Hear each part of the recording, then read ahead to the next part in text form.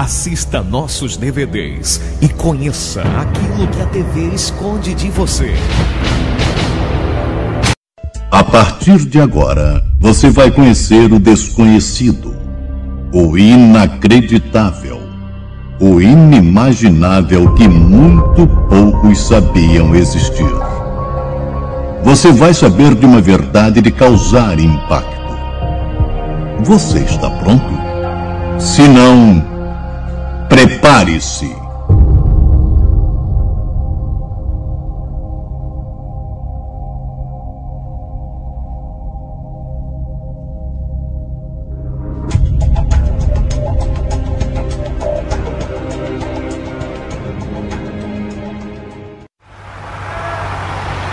Quando eu era criança, minha mãe frequentava a igreja católica e me levava também nas missas. E era comum ver dentro das igrejas, dos templos, imagens de santos ou divindades, como essa que está aqui atrás. Eu cresci e, rapazinho, comecei a frequentar a igreja evangélica. E nela aprendi que Deus não gosta de que venhamos a nos prostrar diante de imagens. A partir daí eu passei a analisar mais as coisas. E pensei, poxa, se essas imagens são objetos de cultos religiosos e elas estão dentro do templo católico, eu pergunto, por que será que essas mesmas imagens também estão nos logradouros públicos, nas praças, nas vias das principais cidades e de muitas cidades no nosso país? Não é o mundo contrário à vontade do Criador? As coisas do mundo não são aquelas desagradáveis ao Criador? Não é assim que está na Escritura? Por que será que esse próprio mundo nos oferece essas imagens também em logradouros públicos? É algo a se pensar. E eu gosto de pensar porque o nosso cérebro é uma peça fundamental no nosso organismo e ele nos possibilita raciocinar. Assim, analisando que essas imagens não são do agrado do nosso Pai, fui frequentar a religião evangélica e lá fiquei 16 anos. Desta vez eu pensava que estava no caminho certo, achando que agora eu fazia a vontade do Pai. Mas a partir do momento que eu peguei a Bíblia e comecei a ler de forma linear, ou seja, não mais como me ensinaram, me acostumaram no protestantismo, em que o pastor faz uma pregação e agora ele manda o membro, o fiel, recorrer a um capítulo ou um versículo da Bíblia para ler o que está escrito, o que vai, na verdade, somente confirmar o que o pastor está dizendo no seu sermão. Mas eu parei com essa prática. Eu passei a ler a Bíblia como se fosse um livro normal. Pegar em um trecho e sair lendo até onde der para ler naquele momento e só parar quando acabar realmente de ler e deixar a Bíblia no canto dela para ler depois. A partir do momento que eu comecei a fazer isso, há uns 5 anos atrás, a minha visão com relação ao cristianismo, ao catolicismo, ao protestantismo, ela mudou radicalmente, porque encontrei na Bíblia, lendo de forma linear, coisas que são muito diferentes às práticas que eles me ensinaram. E são diferentes também aos costumes que se tem de se fazer nesses lugares. Alguns deles estão até contrários ao que está na Escritura. E conhecendo hoje a Bíblia de forma ampla, eu resolvi contar para você algumas coisas que aprendi nela. Coisas que eu penso você deveria saber.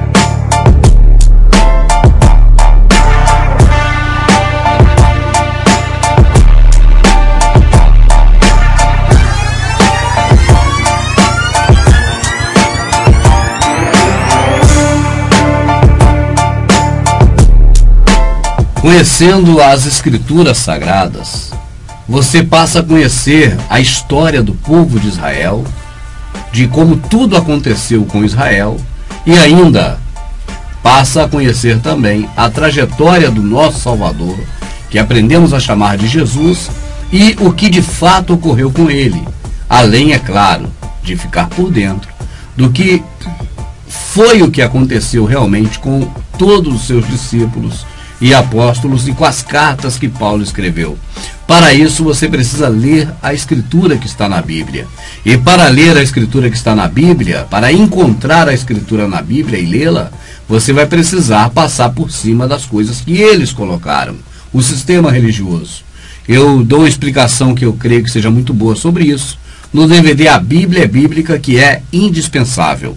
Mas aqui nós estamos com a missão de falar para você as coisas que você aprendeu de um jeito no processo religioso, mas que, na verdade, lendo a escritura de forma linear, você vai ver de outra forma. Quando eu apresento aqui a Bíblia, não pense assim, é a Bíblia de Jerusalém, essa que eu quero, que eu vou comprar. Não. Todas as Bíblias que nós temos estão praticamente da mesma forma, deterioradas, modificadas, preparadas. Então não adianta muito fugir para uma e para outra. Nós temos essa Bíblia de Jerusalém porque ela tem livros aqui que na Bíblia protestante não tem. E nós queremos fazer o que foi dito, examinar tudo e reter o que for bom. Então, assim, para examinar todo o conjunto da Bíblia, nós temos que ter uma Bíblia que tenha todos os livros aqui nela. E a católica certamente tem livros que não existem na Bíblia protestante. Então, eu penso que se você puder ter uma Bíblia católica, é bom, mas por causa deste ponto de vista, e não por encontrá-la como uma Bíblia certa e a protestante errada. Isso não se encaixa, não se enquadra, não é esta situação. Amada, obrigado por estar aqui de novo. Nada, prazer. O que nós vamos apresentar hoje? O que a pessoa que está no processo religioso, protestante, evangélico, deveria saber se a religião evangélica cuidasse realmente de passar a verdade da Escritura? Sim, como a gente falou no vídeo anterior, que são muitas coisas, né, que deveriam saber, mas é omitido a eles, né, escondido. Eu acho que uma dessas coisas, por exemplo, se Roma, né, Rubens, construiu o templo de Herodes, é verdade. Por que a própria Roma o destruiu no ano de 70? É verdade, é uma boa pergunta, não é, amada? Eu creio que as pessoas deveriam saber por que isso aconteceu. Por que foi destruído, nós temos que antes dizer por que ele foi construído. Entende? É verdade. Amada, se você tem um motivo específico para você construir alguma coisa, quando você for destruir aquela coisa que foi construída, você tem que ter um motivo. E algumas das vezes, contrário ao propósito pelo qual ele foi construído. Certo. Entende, amada? Assim sendo, eu quero trazer aqui a reflexão nossa, um fato, por exemplo, que a pessoa constrói alguma coisa que é para a utilidade dela. Ela vai se utilizar daquilo. Mas a partir do momento que aquilo ali está sendo a causa, não mais de um benefício, mas de um prejuízo, o que a pessoa vai fazer? Vai destruir. Entende? Sim. Podemos dizer que foi exatamente isso que aconteceu com Roma. Você está entendendo, amada? Amada, você sabe que existe uma frase muito corriqueira, que é comum de se ouvir e se falar, que se chama pão e circo. Qual a relação tem pão e circo? O que é isso no entendimento seu, para que a gente possa avançar? Pode falar com as suas palavras bem simples. Pão e circo, sei lá, para distrair o povo. É um meio de distração, não é verdade? Meio de distração. Lá na Roma, amada, antiga, e esse período de Roma antigo, a gente tem que ter na visão que é muito mais recente do que o período do Salvador. Sim. Tá certo? Então, no período não muito distante, como o período em que o Salvador andou na Terra, mas no período de Roma, do Império, os imperadores estavam fazendo com que o povo vivesse numa opressão que não tinha mais tamanho. Certo. Porque extorquia o povo em altas taxas de impostos. E em contrapartida, eles davam ao povo uma atração que fazia com que o povo esquecesse um pouco dos problemas da vida. É tipo um ópio. Sim. É tipo uma droga que faz com que as pessoas, por um momento, esqueçam dos problemas. Se você conseguir dar coisas para a pessoa ficar pensando, aquelas coisas que foram dadas para as pessoas ficarem pensando vão ocupar o cérebro. E aquilo ali vai neutralizar talvez alguma ação que essa pessoa venha a ter contrária aos interesses. Assim, na época de Roma, eu estou falando de Roma para a gente entender, porque o templo é um processo romano. Eu creio que isso é algo que você deveria saber. se a denominação que você frequenta fosse algo realmente sério, interessadas em informar as coisas da Escritura e do Criador. E aqui estamos falando do templo de Herodes, né? Templo de Herodes. Templo de Herodes. Então você deveria saber que aquele templo em que o Salvador foi nele, no período que o Salvador estava vivo, quer dizer, ele está vivo até hoje, mas eu digo assim, que ele andava pela terra como filho de José e Maria, aquele templo foi o templo de Herodes, construído por Roma. Amada, nos detalhes você percebe coisas preciosas às vezes. Eu vou dizer para você agora, presta atenção, você também. Os discípulos falaram para o Salvador: olha, que pedras maravilhosas. Eu pergunto a você, amadinha, deixa eu ver aqui algo assim bem interessante para me perguntar para você. Você nasceu em Santo André. Sim. Você chegaria para mim no dia que eu te conheci e diria para mim: olha, Rubens, que coisa diferente, o trolebus. Como é o nome daquilo? O trolebus. O trolebus. Olha que coisa diferente, Rubens, o trolebus. Você falaria isso? Não. Porque você já conhece o trolebus há quanto tempo? Há muito tempo. Desde que nasceu. Exatamente. Mas eu, que nunca tinha visto um trolebus, poderia dizer: que negócio é esse? E você me diria: é um trolebus. Sim. Da mesma forma também, você vem comigo conhecer o Pão de Açúcar. Será que eu me admiraria e te falaria: olha, amada, que coisa linda esse Pão de Açúcar aqui visto de perto?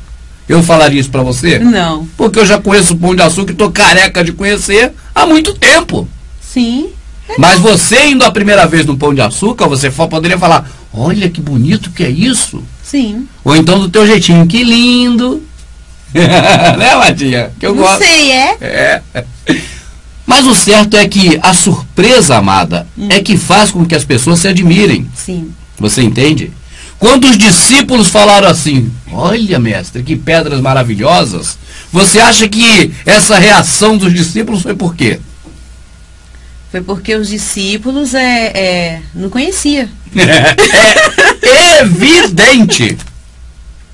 Aí eu pergunto, você mesmo sabendo que deveria saber disso, eu pergunto, você dos tempos de hoje sabia? Parou para observar as entrelinhas? Amado, eu vou voltar para o Pão e Circo de Roma, não se preocupe. Mas agora eu quero me deter no templo. Amada, os discípulos conheciam aquele templo já há muito tempo, não era para se admirar. Ou os discípulos não conheciam aquele templo e aí viram e ficaram admirados? Qual é a situação que ocorreu ali verdadeiramente? Bom, eu acho que eles não conheciam. E mas ficaram eles admirados. Mas eles já não sabiam do templo de Salomão há tanto tempo, né? De Salomão. Salomão. Sim. Aquele ali, amado, olha só. Você deveria saber, porque as coisas importantes de se saber no sistema religioso não é sobre dança de coreografia, não é sobre peça teatral, não é sobre cantoria litúrgicas do cantor cristão, porque nada disso tem aqui, ó. Então você deveria saber que aquele templo que ali estava era novíssimo. Era um templo recém-inaugurado. Pompeu invadiu Jerusalém no ano 40, antes do Salvador. Certo. Então aquele templo ali demorou quantos anos para ser construído? 46. 46. Então ele foi inaugurado 46 anos. Peraí, 40 anos antes do Salvador. Então ele foi inaugurado quando o Salvador tinha 6 para 7 anos. Certo. Entende, amada? Entendi. Então quando o Salvador menininho foi no templo, foi uma novidade. Ele era novinho e o templo era novinho. Agora, depois que ele começou a caminhar, né, pela Judéia, aquela coisa toda que nós sabemos, no momento que ele entra em Jerusalém, ele está lá com os discípulos, é que os discípulos vêm mostrar para ele: olha, mestre, que pedras maravilhosas. Porque para o discípulo, amado, era uma surpresa. Sim.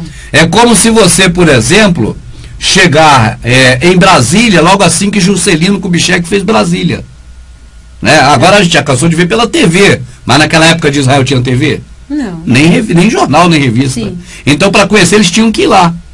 Então imagina, a gente chega em Brasília agora, Juscelino Kubitschek acabou de fazer Brasília. Nossa, que bonita essas torres aqui do Congresso, ó, grande, né?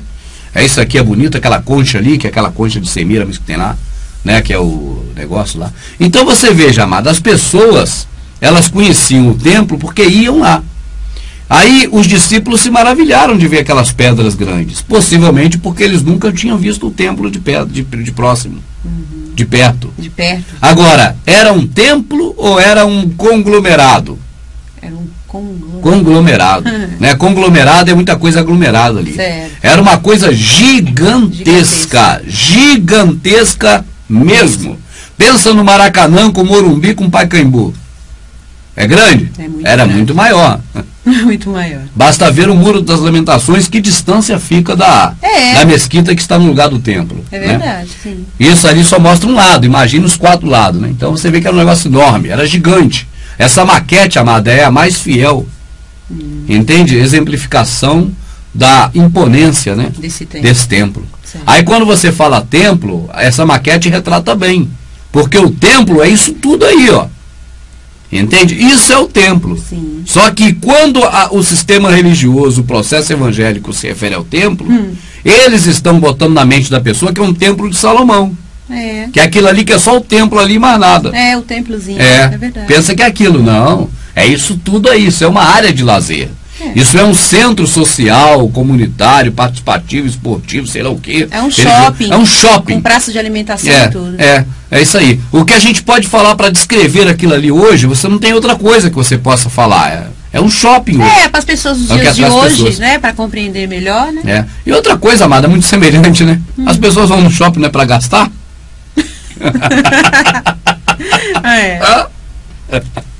Tá certo? A única coisa que não tinha ali era loja de roupa, essas coisas. Sim. Até coisa de comprar animais ali, a gente tinha incenso. Rapaz, artigo religioso é o que mais se vendia naquele lugar, amada. Entende? Sim. Incenso, tudo quanto é material para o processo religioso. Aquilo ali era uma coisa terrível. Terrível. Mas vamos voltar então ao pão e circo, amada. A pergunta inicial aqui, que a pessoa deveria saber, é por que o templo foi construído, porque o mesmo construtor, o mesmo Roma, destruiu. Vamos lá. Na época de Roma, com aquela opressão toda que Roma estava afundando, então os imperadores queriam mostrar uma coisa para o povo que não existia. Certo. Então eles pegavam gladiadores e colocavam na arena. Numa semana, era um homem contra um homem. Na outra, a pessoa já tinha visto. Aí tinha que ser 2 homens contra 2 homens. Sim. Na terceira já era 4 homens contra 2. Depois já era um leão contra um homem. Depois 10 leões contra um homem. Chegou um ponto que eles botaram mais de 700 pessoas na arena. E soltaram os leões para comer todo mundo. Sim. Porque cada vez o povo está em busca de mais novidade. É igualzinho no sistema religioso. Não mudou nada. O sistema religioso cada vez tem que inventar coisa nova para poder levar no povo. E esse é o ópio. É o ópio. Que eles dão para os membros. Aí você veja. Pão e circo, porque na hora do evento, o pessoal estava ali o dia todo assistindo. O que fazia? Jogava pão. Quando fala pão e circo, parece que é um circo de palhaçada, de bobeirinha. Não, era um circo que era uma arte maquiavélica, maldosa, covarde, desumana, de matar seres humanos aos leões. Por que não jogava aquele safado do Nero lá dentro? Aquele podre daquele Adriano, com o namorado Antipas e tudo. É verdade. Né, amada? Jogava aquela cambada tudo lá dentro, cara. Porque eles é que deveriam ir lá morrer. Não. E não sei se você sabe mais, amada. Quando a gente fala Nero, não foi no Coliseu, né? Foram outras arenas anteriores. Sim. Porque o Coliseu foi feito onde Nero tacou fogo, abriu um buracão na cidade, queimando as casas todas, colocou culpa no pessoal do Salvador, que ainda levou a praga do nome de cristão. No decorrer da história, ainda levou essa maldição ainda, de ser chamado de cristão. Né? E aí, fez ali, depois foi feita ali a arena, no governo seguinte do próximo imperador. Certo. E o próprio Nero se suicidou e disse assim: eu estou morrendo, mas o mundo perderá um grande artista. É uma figura, amada. É um podre. Cada louco tem sua mania. Se matou, amado. E antes de morrer, ainda falou uma farsa célebre que entrou para a história. Eu quero saber lá se Nero foi um grande artista. Ele pagava as pessoas para aplaudir ele, senão ele decapitava. Isso é fato, amada. Mas deixa para lá. Nós estamos com pão e circo. Então o que acontecia, amada? Amada, Roma, ele subjugava as nações. Certo. Você entende? Eles faziam uma opressão nas nações. E até hoje fazem. Os Illuminati estão até hoje oprimindo nós. Mas naquele povo da Judéia, e aí eu falo Judéia porque já é só para judeu, né? Aquele povo ali, eles tinham uma verdadeira adoração a um Deus, o Deus dos hebreus. Certo. Essa é a visão de quem? De Roma. Então, por exemplo, para nós acreditamos que ele é o Criador do céu e da terra, né? O nosso Criador, o nosso Deus, vamos dizer assim. Nós cremos nisso e disso eu não abro mão. Verdade. Mas na visão dos romanos, era o Deus dos hebreus. Você está entendendo? Sim. Então, o que acontecia era o seguinte: quando Pompeu o Grande invadiu Jerusalém, isso é história, é fato histórico, eu já penso que havia um complô antecipado, vamos dizer assim, um acordo de invasão com os próprios judeus, tá certo? Mas não tem como provar isso ainda, mas vamos ver se mais pra frente a gente consegue. Eu nunca li livros a respeito de nada dessas coisas. Mas aí veja o seguinte, amada. O certo que aconteceu, com complô ou sem complô, é que Pompeu invadiu Jerusalém. Sim. O primeiro lugar que Pompeu foi em Jerusalém, amada, foi onde? Não tem? Fato. Escrito, narrado por diversos historiadores, dos mais famosos, dos mais, vamos dizer assim, de credibilidade de todos os tempos. Entende? José foi um deles. Ele foi direto no templo. Mas espera aí, não existia templo, não foi Herodes que construiu? Existia um templinho. O templinho feito por Zorobabel. Certo. Quando eu falo templinho, não é depreciando, é para que a pessoa entenda que não é o templo de Salomão. Era um templo pequeno. É claro que Hollywood, quando apresentou o filme, né, da invasão de Pompeu, mostrou o templo já que o próprio Herodes ia construir depois. Não obedece um cronograma. Tá. Que Hollywood sabe como é, de vez em quando eles enfeitam. Certo. Então no filme aparece Pompeu invadindo o templo já grande, um templo grande. Mas não é. Era um templo feito por pessoas que estavam escravizadas, vamos dizer assim, né? Escravizadas, entre aspas, lá na época do Nabucodonosor, lá na Babilônia. Então Zorobabel veio junto com aquele pessoal, Esdras, Neemias, né? Tinha o sacerdote Yahushua, Josué, né? Sim. Que disse: a glória da segunda casa nos compara com a da primeira. Né? A primeira é sombra, a segunda é verdadeira, que somos nós. É verdade. Né? Não podemos esquecer disso, é coisa que você deveria saber. Também. Você é evangélico, né? Não, mas o evangélico sabe que o tempo somos nós. Peraí, saber para quê? Para que você sabe se não para praticar? Verdade. Saber por saber é uma coisa. Seu filho sabe que tem que te obedecer, mas o que você quer? É que teu filho saiba que tem que te obedecer ou que ele te obedeça? Verdade. Então, né? Você precisa saber que você é o templo e botar isso em prática. E saber também que seu próximo é templo. Não pode destruir o templo do Criador. Não pode destruir maquinar o mal contra o próximo. Né, amada? Verdade. Isso é muita responsabilidade. Com certeza. Na verdade, isso não vai levar dinheiro para o templo religioso, nem para o pastor, nem para a denominação. Então, eles não precisa saber, não precisa praticar isso. Não precisa né? praticar. Fala assim por cima. Né? Mas a verdade é que você tem que amar o seu próximo e não prejudicá-lo. Isso é algo de muita relevância, né? Deveria saber disso e fazer assim. Se não está fazendo, passe a fazer, porque ainda há tempo.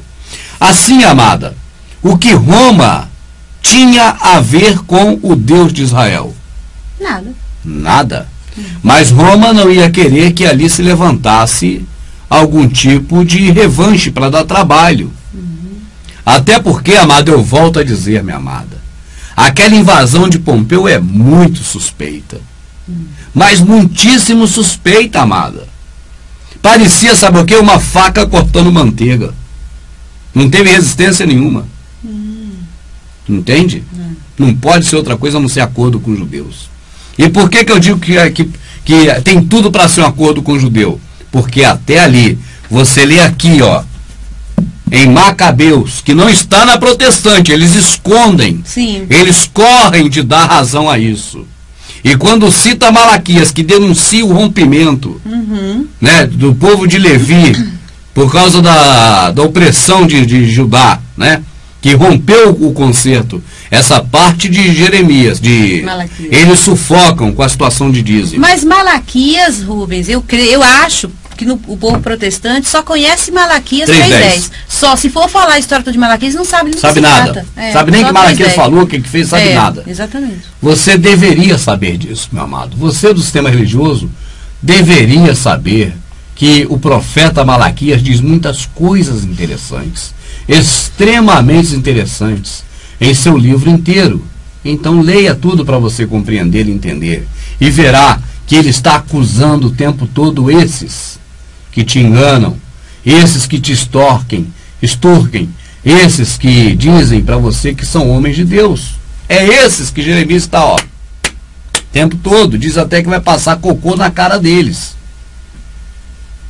Ah, mas é Malaquias falando, amada? Foi o profeta quem falou? Não. Foi o Criador. Exatamente. Usando a boca do profeta. Assim, o que Roma planejou, cumpriu. Sim. O acordo político de Roma foi cumprido, disso não tenha dúvida. Se foi comprar, se foi uma farsa a invasão, ou seja, se ela já tivesse programada, e todos sabendo, isso eu não posso aqui afirmar com toda certeza, embora para mim eu ache que é isso. Agora, que era um acordo político a construção do templo, isso é fato. É só ler. Certo. Que vai ver esse acordo político o tempo todo. Entende, amada? O próprio sumo sacerdote, quando diz para que Roma não venha e destrua nosso templo. Né? Por que Roma destruiria o templo? Né, amada? Aí você já tem pista também de por que ele foi destruído no futuro.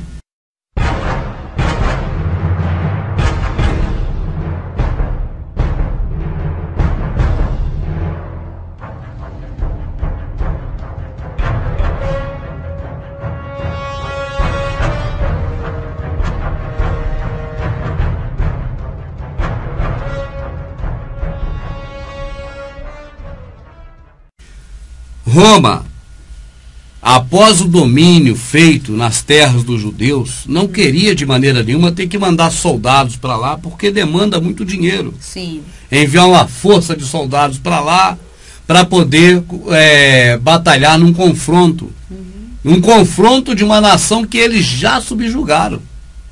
Assim, Roma preferiu atender o apelo do acordo dos judeus. Sim. Com o homem lá. Não, com o que fez o templo. Herodes. Com Herodes? Herodes. Então, Roma, o imperador romano, preferiu atender os apelos. Tipo assim, sim. Olha, eu vou construir o templo para eles lá. Eu vou permitir que Herodes se empenhe ao máximo, mas eles têm que ficar na deles. Não pode trazer problema nenhum para Roma. Certo. Entende? E o pivô disso, quem ficou no epicentro desse furacão, foi o próprio Herodes. Então Herodes agora está de um lado e do outro, agarrado com uma mão aqui e outra aqui, ó. Ele está no meio. Entende, amada? De um lado, ele não quer ter problema com o imperador romano, e do outro lado, o sacerdote não pode trazer problema para ele. Para ele, certo. Se o sacerdote trazer problema para ele, ele arranca aquilo lá e dá um jeito de resolver. Então, o que mais sacerdote temia não era o Criador. Era quem? Era Roma. Era Roma. Verdade. Poderia falar qualquer palavra. Hoje o povo não teme o diabo adoidado, porque o sistema religioso ensinou o povo a temer o diabo. Enquanto nós não devemos temer o diabo. Mas o povo teme o diabo. E o povo católico, então, é que o diga. Ô, gente, para temer o diabo é o povo católico. Esse teme demais. E o protestante bota a culpa tudo no diabo. Mas sabe quem os judeus temiam? Quando eu falo judeus, quer dizer, as lideranças religiosas? Sim. Herodes. O problema deles era causar algum empecilho, causar algum terror, era desestabilizar vamos dizer assim, a relação que havia, né? O laço que havia entre eles e Herodes. Isso não podia de maneira nenhuma ser maculado, machucado, prejudicado. Qualquer coisa que aparecesse ali, eles tinham que rapidamente acabar com aquilo, eliminar, para não chegar problema até Herodes. E estava vindo agora aquele rapaz problemático, acusado de endemoniado, de Beelzebu, de tudo que não presta, acusado por quem? Por esses homens. Ele estava agora vindo para ali. E agora a ameaça a esse sistema manipulador, né, religioso estava sendo algo iminente. Estava balançando. Balançou as estruturas dele. É verdade. Aí eu pergunto a você, meu amado, o Salvador fez alguma coisa direta contra aqueles homens? Nada. Por que aqueles homens perseguiram tanto ele? Não é, amado? Porque para aqueles homens tinha um poder maior. Exatamente. É verdade. Aqueles homens viam nele um poder mais forte de balançar a Babilônia e cair aquilo tudo. É verdade. Né? Porque aquilo é uma Babel, é uma confusão. Sim. Amada, deixa eu te falar um segredo. Hoje, o sistema religioso que está aí não é diferente daquele. O sistema religioso que está aí teme qualquer um que coloque à prova os seus ensinamentos. Ele não teme a pessoa porque a pessoa é maior do que ele. Ele teme porque essa pessoa, mesmo fraca, mas colocando à prova da Escritura os ensinamentos do processo religioso, pode balançar as estruturas desta grande Babilônia e acabar jogando ela por terra. E você sabe que ela tem estremecido, amada? Sim. Tem estremecido porque muita gente tem saído. Eu vejo que o povo do Criador, né, que é um povo pequeno em relação a todos que já viveram até hoje vivem, sim, mas nos nossos dias tem sido um êxodo. É um êxodo. O povo tem feito igual Shaul. Tem largado o sistema religioso e se convertido verdadeiramente ao Salvador. E eu fico maravilhado por isso. Então, ali, amada, havia uma cidade conquistada, uma nação chamada Israel. Só que agora já não era mais a Israel de antes. Ah, sim. Agora não eram mais as 12 tribos. Agora você tinha algumas pessoas de Benjamim e a grande maioria de Judá e alguns levitas perdidos por lá. Uhum. Existiam levitas ainda perdidos alguns. Sim. Hoje, não sei onde eles foram parar, porque não tem mais. Só tem judeu. Se a pessoa perguntar assim, irmão Rubens, isso é verdade? Será que eu posso acreditar? Ó, ouça os noticiários da televisão. Quando você ouve falar em Israel, qual é a tribo que está lá hoje? Você conhece alguém que seja de Israel que não seja judeu? Só tem judeu. Por que só tem judeu em Israel? Porque os outros não tem mais. Amada, a explicação lógica e histórica é tão simples. Qual era o rei antes de Davi? Saul. Saul era de qual tribo? Benjamim. Então é óbvio que agora, naquele momento de Salvador, as famílias mais fortes fossem as famílias do último rei, Davi, ou a sequência dele, sim, que é Judá, né? E da família de Benjamim, que era o primeiro rei Shaul, que a gente chama de Saul, mas a palavra é Shaul. Uhum. É o mesmo Shaul que é Paulo, né? Mesma letra, mesma palavra. Então, amada, é por isso que as duas correntes mais fortes na região ali era judeu e benjamita. Certo. Muito mais forte judeu e benjamita com um poderzinho pequeno. Lá entre os escribas, lá os fariseus, né? E levita era pau mandado. Levita que existia ali era pau mandado. Tinha que ficar calado, comer o que eles dessem, e senão nem isso tinha. Mesmo porque a gente lendo assim o Novo Testamento só se fala mais em judeu, né? Poucas vezes fala em levita.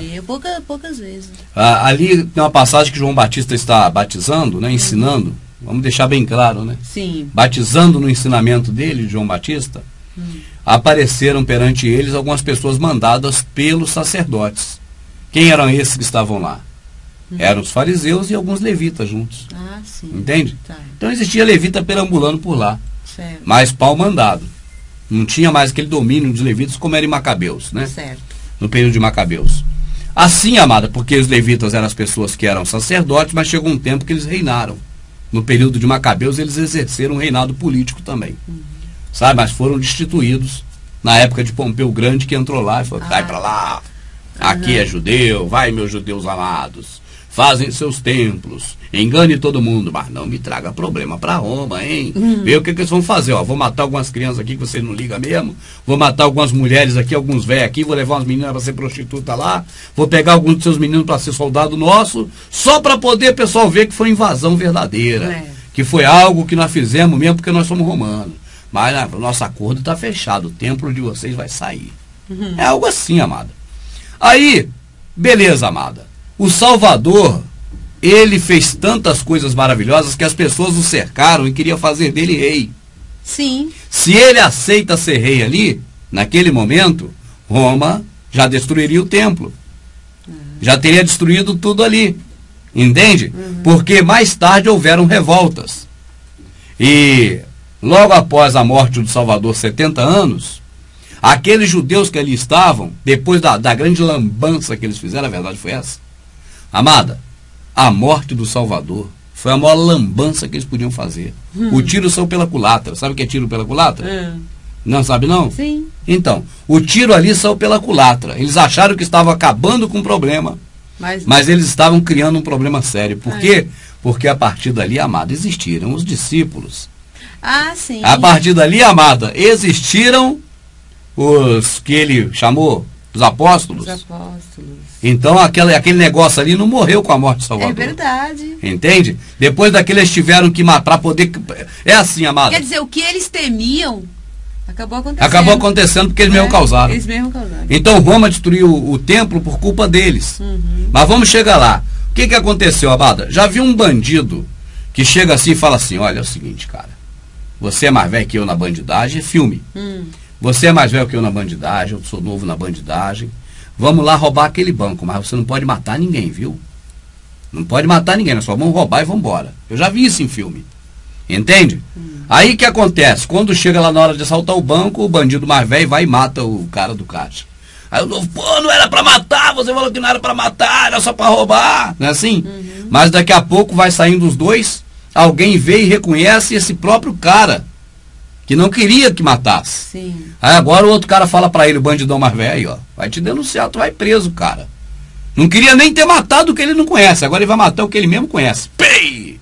Então cada vez suja mais. No lugar dos bandidos roubar, correr e fugir, agora eles vai matando quem parece pelo caminho, vai aumentando mais ainda a chance de ser pego, porque vai tendo mais pessoas vendo o negócio. Sim. Então aquilo que começou errado acaba abrindo mais um buraco, que para poder tapar o buraco vão ter que arrumar terra. Arrumar terra onde? Abrindo outro buraco. Já pensou em tapar um buraco tendo que abrir outro? Não é o que ocorre numa situação dessa de um assalto? Característico de clichê de filme de Hollywood? É verdade. E é o que aconteceu lá, amada. Porque depois se levantou Estevão. É verdade. E se antes o Salvador eles queriam arrumar um meio para matar justificado, né? Justificar a morte, porque ele se colocou no lugar de Deus, vai depois por último, solta Barrabás e mata.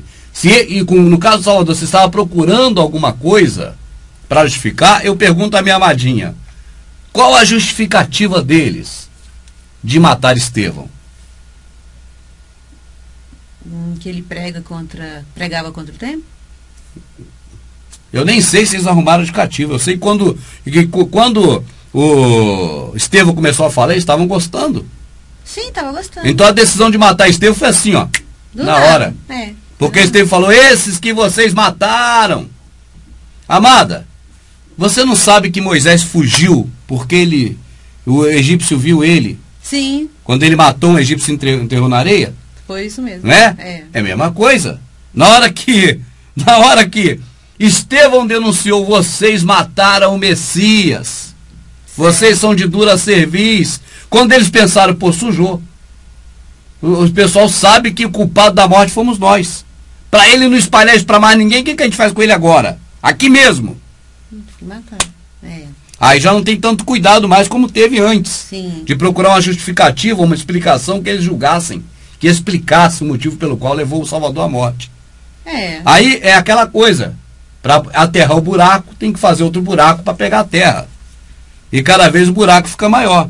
Assim depois, quando João e Pedro subiram a hora nona para falar, e falou para quase 5.000 pessoas que aquilo ali era uma puca, o povo correu, prende para matar, só não matou porque você sabe. É verdade. Não é verdade, amada? E quando Shaul ia então na cidade, já estavam lá para matar ele. Então aquela sequência daquilo que deu, amada, aquilo ali você vê, o ano que Tito invadiu lá foi o 70. Sim. Entende? O ano 0 foi quando o Salvador nasceu. Quando ele morreu, estava no ano 33 ou 34. Certo. 34 para 70 são o quê? 30 anos. Era justamente o período dos apóstolos ali, aquela coisa toda. Então você observa que aquela cadeia de fatos que aconteceram trouxeram borbulhas para Roma. Com certeza. Entende, amada? Então houveram borbulhas que esses caras mesmos criaram. Essas borbulhas. E aí levanta-se um, levanta-se outro para aproveitar do momento e tentar ensaiar um esboço de uma reação, Tito agora invade. Aí, peraí, amada, peraí, agora eu quero entender uma coisa aqui. Pompeu invadiu Jerusalém. Sim. Eu não tenho certeza absoluta para dizer para você que foi acordo. Mas eu imagino que foi acordo. Certo. Agora eu pergunto, se Pompeu invadiu Jerusalém no ano 40 antes do Salvador, como Tito invadiu no ano 70? Já não estava invadido? É muita história, né, amada? Tito invadiu Jerusalém no ano 70, mas não já estava invadido? Já não era de Roma? Sim. Né? Eu creio que é mais uma parte da história manipulada na informação para a gente ter um conceito sobre o assunto, mas o que aconteceu não é bem o do que eles passaram para nós. Tá. Porque não houve invasão no ano 70. Não? Não. Ué, amada, se você está na sua casa, você vai invadir o que na sua casa? Lá não era a casa dos romanos? Eles não invadiram no ano 40 antes do Salvador? É mesmo. Não é isso que eu estou falando aqui? Se já estava lá deles, como é que eles vão invadir o que é deles? Entende?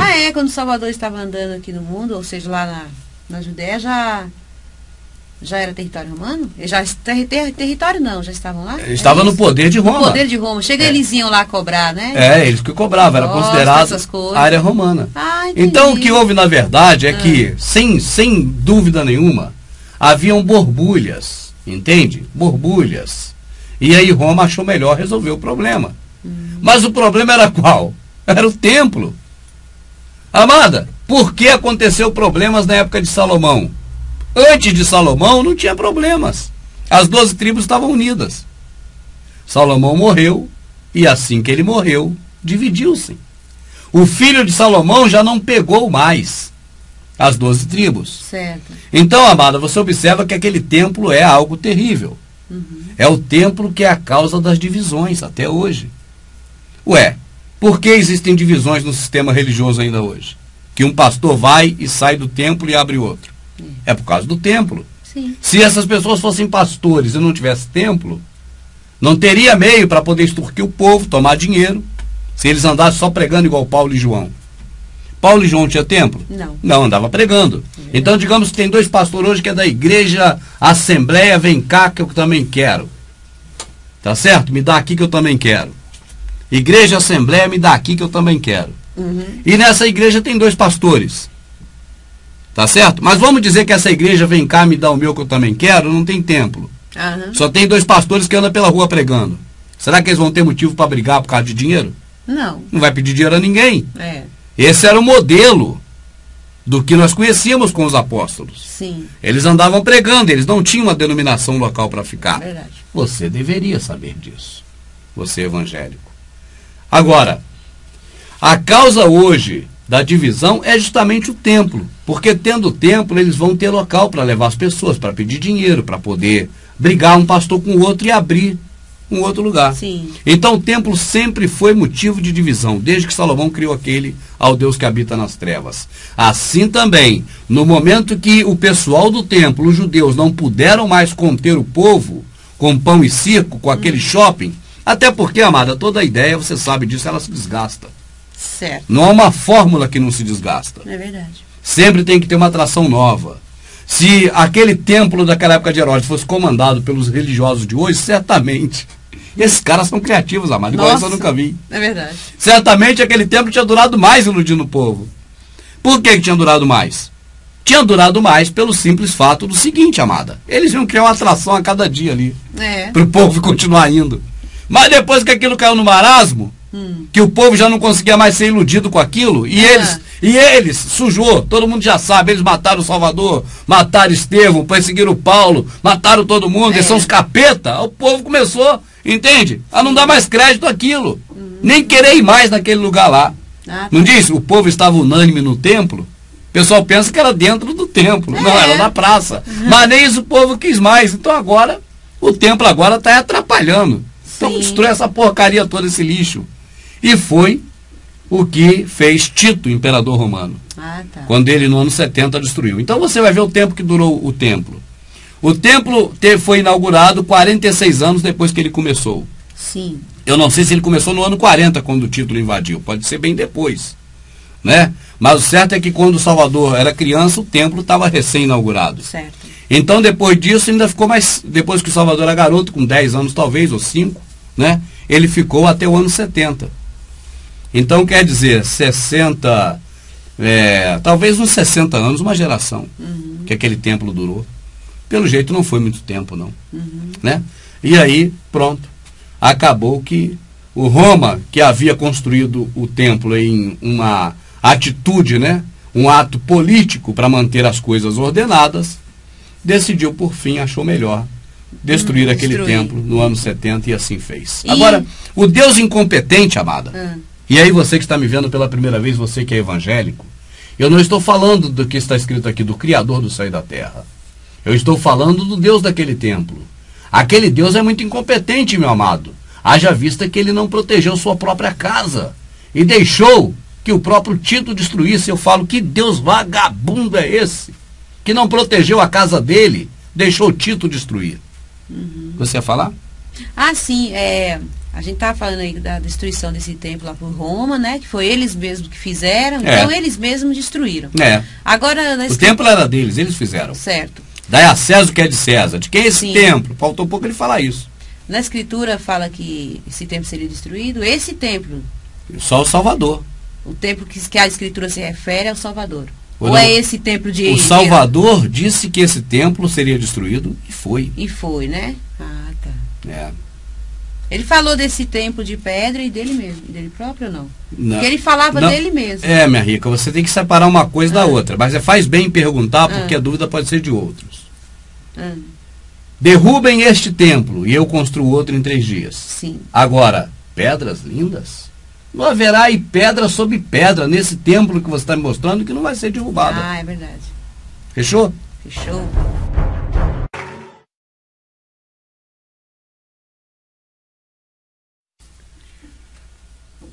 Após 16 anos dentro do sistema religioso da Igreja Evangélica, entre Batista e Assembleia, eu pensei e pensava nessa época, o tempo todo, que levita era um grupo de pessoas que ficava no templo tocando.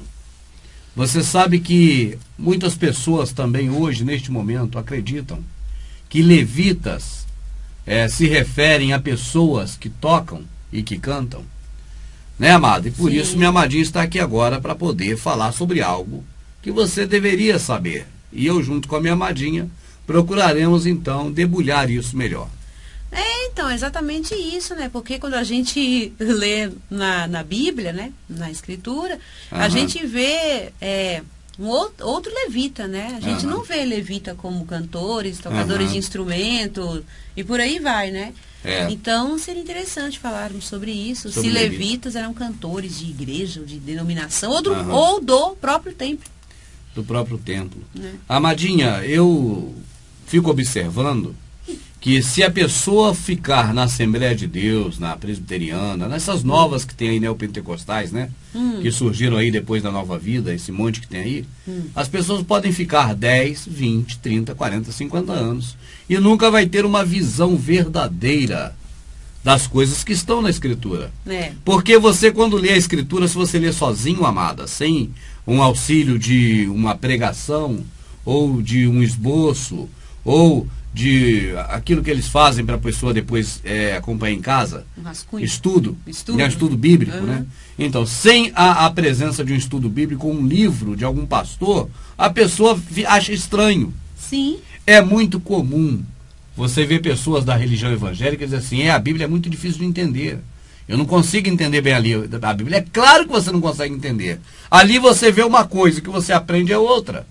Vai procurar levitas tocando na Bíblia, cadê? Então, amada, tem coisas que são óbvias demais para o sistema religioso. Tipo que levita canta, levita toca. Mas se você for procurar esse modelo na Escritura, você não acha. É tipo isso, minha rica. A pessoa diz assim, hoje eu quero parar de ser o que eu era antes. Eu quero me converter ao Evangelho. Eu vou ser evangélico a partir de agora. E procura uma igreja, vai lá, levanta a mão, aceita Jesus. A partir daí, essa pessoa pensa que vai estar fazendo algo que está de acordo com o que está na Bíblia. Só que se ela for procurar na Bíblia esse próprio ato de levantar a mão, Não existe. Ela não vai achar? Não vai achar. Não existe. Aí eu pergunto a você, se você tem que levantar a mão para aceitar Jesus, e isso é comum, todo mundo sabe, isso é notório, eu digo, isso está na Escritura? Você deveria saber que não está. Se você não sabe, procure. Perderá muito tempo da sua vida procurando o que não existe, mas em compensação saberá de muita coisa que eles não querem que você saiba. Então é bom ler, né? Ou seja, então não vai perder tempo algum, você não, vai ganhar. Vai ganhar. Perde tempo é lá ouvindo eles. É. Agora, se não está na Escritura, amado, e tenha certeza, não está, a pergunta é, de onde tiraram essa ideia? O assunto aqui, amada, não é levantar as mãos, é levitas. Mas eu não posso deixar passar e não falar sobre esse criacionismo. Você vê, o protestante aprende que deve acreditar no criacionismo do Criador. Sim. Mas eles acreditam no criacionismo dos homens protestantes que criaram. Verdade. Esse ato, por exemplo, quem criou esse ato de levantar a mão? Billy Graham. Billy Graham. Amada, se esse ato de levantar a mão foi criado por Billy Graham, e foi, a pergunta é, esse ato é muito velho ou é novíssimo? Novo. Porque o próprio Billy Graham, hoje, novembro de 2013, novembro de 2012, ainda não morreu. Tá certo? E ele não criou quando ele nasceu, ele criou, ele já era velho, já era grande. Então é um ato novíssimo. Certo. Antes dele, não havia essa prática de levantar a mão para Jesus, tem que levantar a mão, não existia. Então, o que está aí hoje, você deveria saber, meu amado, que é evangélico. O que está aí hoje que você tem feito, 99,9% dele não existe. Aqui, ó, como algo para você fazer, entende? 99 para não ser muito genérico, sei lá, e abusar dizendo 100%. Certo. Mas talvez passe de 99 e chegue algumas vírgulas à frente. Certo. Entende, amada? E é isso que nós temos mostrado. Então, quando a pessoa decide e fala, olha, eu vou aceitar Jesus numa igreja, eu vou ser evangélico, ela espera, amada, que vai encontrar na Bíblia, ela não está consciente disso, mas o subconsciente dela está dizendo isso, que ela vai encontrar aqui as coisas certinhas que encaixem com o que ela faz lá. Sim. Entende? Tipo assim, se eu tenho que vir ao culto é porque a Bíblia está mandando eu ir no culto. Se eu tenho que prestar culto a Deus, esse culto litúrgico, é porque a Bíblia está mandando eu prestar esse culto. Se Deus se agrada que eu venha na casa dele, é porque está na Bíblia escrito que ele se agrada para mim na casa dele. Sim. Se eu tenho que cantar para ele, é porque ele se agrada quando eu canto para ele, igual um retardado. E se eu venho na casa dele, eu tenho que dar dinheiro para ele, porque ele precisa do meu dinheiro para a obra dele seguir. E pensa que tudo isso tem aqui. Se você não sabe, amado, deixe-me te dizer. Você deveria saber que nada, N-A-D-A, nada disso, está escrito aqui, ó, para você fazer. Assim, amada, vamos voltar ao levita. Ao levita. Logo que a pessoa vai para o templo religioso, aceita Jesus, ou seja, passa a ser membro de uma denominação evangélica, passa a fazer parte de um grupo religioso, ela ouve o pastor dizer, é oportunidade agora para os levitas louvar ao Senhor. Vamos lá, todo mundo. Os levitas começam a cantar e tocar. Entende?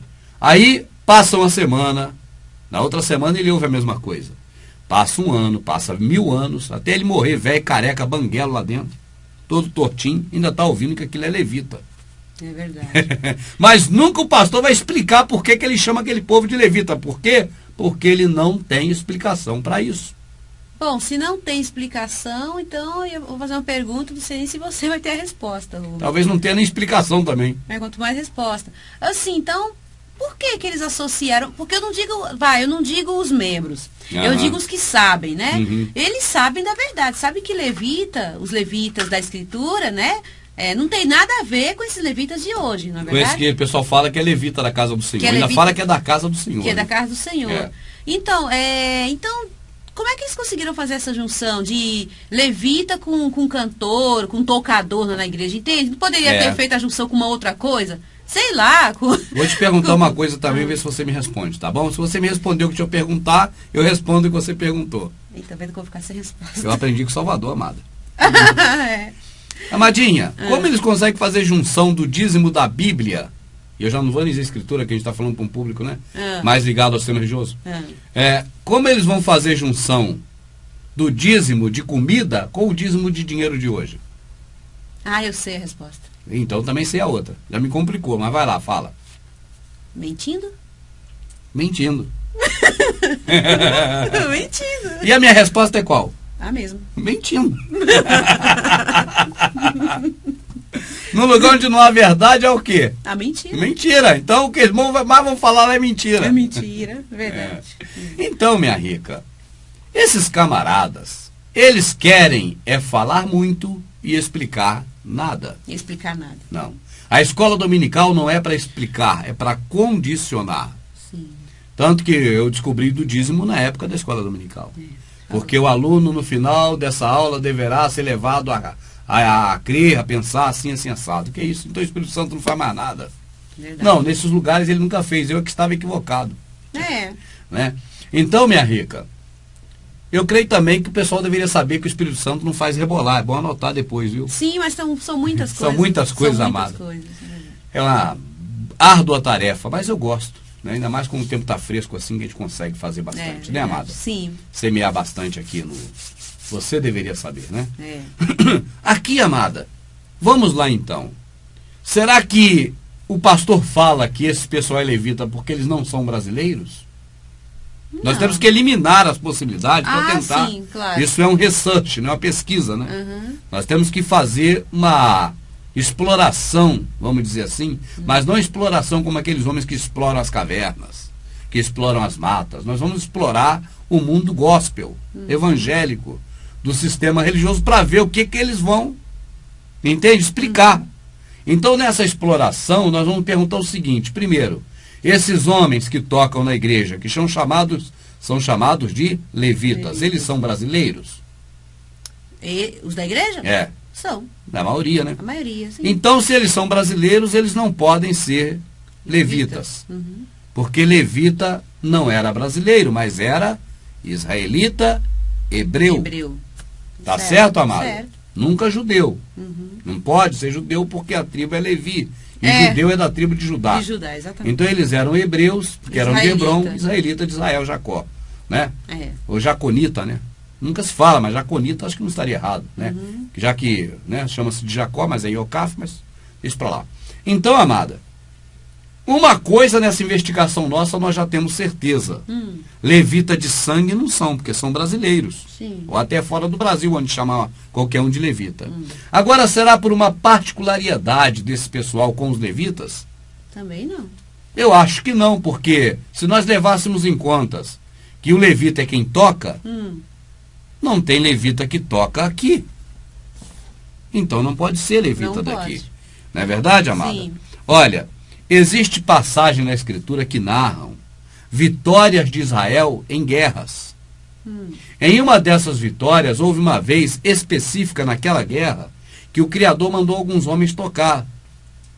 E os homens da tribo de Levi que não puxavam da espada, eles não puxavam da espada. Sim. A missão deles era outra, eles ficaram tocando ali na guerra. Então é daí que eles tiraram. Se não for isso, cara, eu não sei. Mas eu acho que é daí, Rubens. Acho que Entende? é daí. Então agora, na hora de cultuar, isso que eu tocando, não era na guerra que eles tocavam? Não, aí já tá tudo torto não, também. Mas eles não tocavam na guerra, não era a missão deles. É que em uma vez, o Criador mandou tocar e eu creio que ali na hora ali botaram os levitas para tocar, que eles não puxam da espada. Porque se é só nesse acontecido, nesse fato, né? Esses levitas tocaram, então é daí que eles tiraram. Mas quando, aí é que eu digo aqui, você deveria saber que o modelo que você tem no sistema religioso evangélico que você frequenta não é o mesmo da Escritura. Você não vai ver ali uma figura de um templo e neste templo alguns homens tocando para o Criador ou para Deus. E essa figura de homens que toca para Deus nesse templo são os levitas. Você não vai ver isso, porque isso não existe na Escritura. Mas se você ficar um ano, até mesmo se for 2 vezes nesse lugar, já vai ver sendo chamados de levitas tocadores. Se você ficar 1 ano, 10 anos, 100 anos, você vai ver da mesma forma sendo chamados de levitas. mas não há nenhuma relação, de um jeito nem outro, com o pessoal da tribo de Levi. Amada, se eles quisessem estabelecer algo pelo menos mais próximo do verdadeiro, de algo semelhante de levita com o pessoal do sistema religioso, eu penso que deveria estabelecer do pastor. Eu penso. Por que eu digo isso? Não é que justificaria, sim, mas pelo menos eles teriam alguma explicação. Certo. Que algum incauto ou outro talvez engolisse. Certo. Por quê? Levita não eram os que estavam entre o Criador e o homem? Sim. Tá certo? Tá certo. Levita não eram os encarregados de pegar dízimo, mesmo que dízimo era alimento? Sim. Não são esses pastores que se põem no lugar entre o Criador e o homem? São. Sabendo que o Salvador disse que não há ninguém entre o Criador e o homem, a não ser ele. Sim. Né? Ele é mediador, né? Ele fala, porquanto só há um entre o Criador e o homem, eu, homem. Né? Mais ou menos assim, vamos dizer, né? Para entender fácil. Então, mas esses caras não se colocam na posição de sacerdote? O sacerdote era levita. Esses caras não pegam dízimo de dinheiro dizendo que era o dízimo do Antigo Testamento? Quem pegava dízimo era levita. É verdade. Esses homens não administram seus templos. Quem administrava lá o local lá que eles criaram eram os levitas. Não na época do Salvador, mas na época anterior de Zorobabel. Tá certo? Certo. Na época de Salomão era mentira, era Salomão que mandava e pronto. Davi é que mandava, Davi ordenava até os turnos, da manhã, da tarde e da noite. Então, no templo de Salomão não era levita, não. Não vem com história pra cima de mim que eu conheço a escritura. Não tudo, não sou o cara. Mas no que eu conheço não me engana. Era Davi quem preparava os turnos dos sacerdotes. Mas por que era ele se ele era judeu? Então, não deveria. Aquele tempo era uma coisa louca. Não, Davi... Isso era na época, amada, que tinha... Davi não, Salomão. Mas Davi era na época que tinha cabana lá. Era Davi que mandava. Sim, ele que trouxe a arca. Tenda, sim, ele não podia nem pôr a mão na arca, amada. É verdade. Entende? Então era ele que comandava. E depois, na época de Salomão, era Salomão que determinava os turnos. Sim. Então sempre foi algo assim político mesmo. Né? Agora, na época de Zorobabel, aí foram os levitas. Na época de Zorobabel, com um templo menor que ele fez. Certo. Entende? Na época de Zorobabel, você sabe bem quando é. Depois da vinda, né, com Esdras, Neemias, aquela turma toda. Tá certo, amada? Agora, se for ver semelhanças de levitas com alguém, não que tenha nenhuma, que não tem nenhuma. Não. Mas pelo menos para eles tentar explicar o inexplicável, eles deveriam então dizer, eu penso que eles são os levitas. Até porque, amado, está bem claro aqui, ó. Somente os sacerdotes eleitos dentro da tribo de Levi tinham direito de tomar o dízimo. Mesmo que não era dinheiro, era comida. Mas somente esses tinham direito de tomar o dízimo. É verdade. Então, quer dizer... E era uma coisa para aquela época, para aquele povo em especial, já acabou, não existe mais nada disso, né? Se for para explicar alguma semelhança entre o pessoal de hoje e levita, é mais fácil explicar, que não vai justificar, mas explicar sobre o pastor. Mas eles tiram justamente o foco dele e colocam nos que tocam. Para que a pessoa viva a vida toda e não questione que eles estão no lugar do levita. Porque se você, membro, é coisa que você deveria saber. Se você for relacionar o seu pastor com o levita e pedir alguma explicação a ele, vai ficar muito complicado. Porque a própria escritura diz que somente os levitas podiam pegar a comida, a dízima, que era a colheita. E se o seu pastor pega algum dinheiro dizendo que é dízimo, primeiro, não é dinheiro dízimo e nem nunca foi. Você deveria saber disso. E segundo, somente os levitas, na lei de Moisés antiga, tinha direito de pegar o dízimo. Então o pastor quer mais e mais afastar das pessoas a possibilidade de conhecer esses aspectos. É verdade. Assim, resumindo e fechando, amado, eu creio que você, que é membro de denominação, deveria saber que nunca existiu um grupo que tocava na casa do Senhor, que também sempre foi Jerusalém e nunca o templo. E isso é fácil provar na Escritura, é só ler. Toda vez que fala em casa do Senhor na Bíblia, veja que é Jerusalém e não o templo. Então nunca existiu esses que tocavam no templo e esses também eram chamados de levitas. Isso nunca existiu.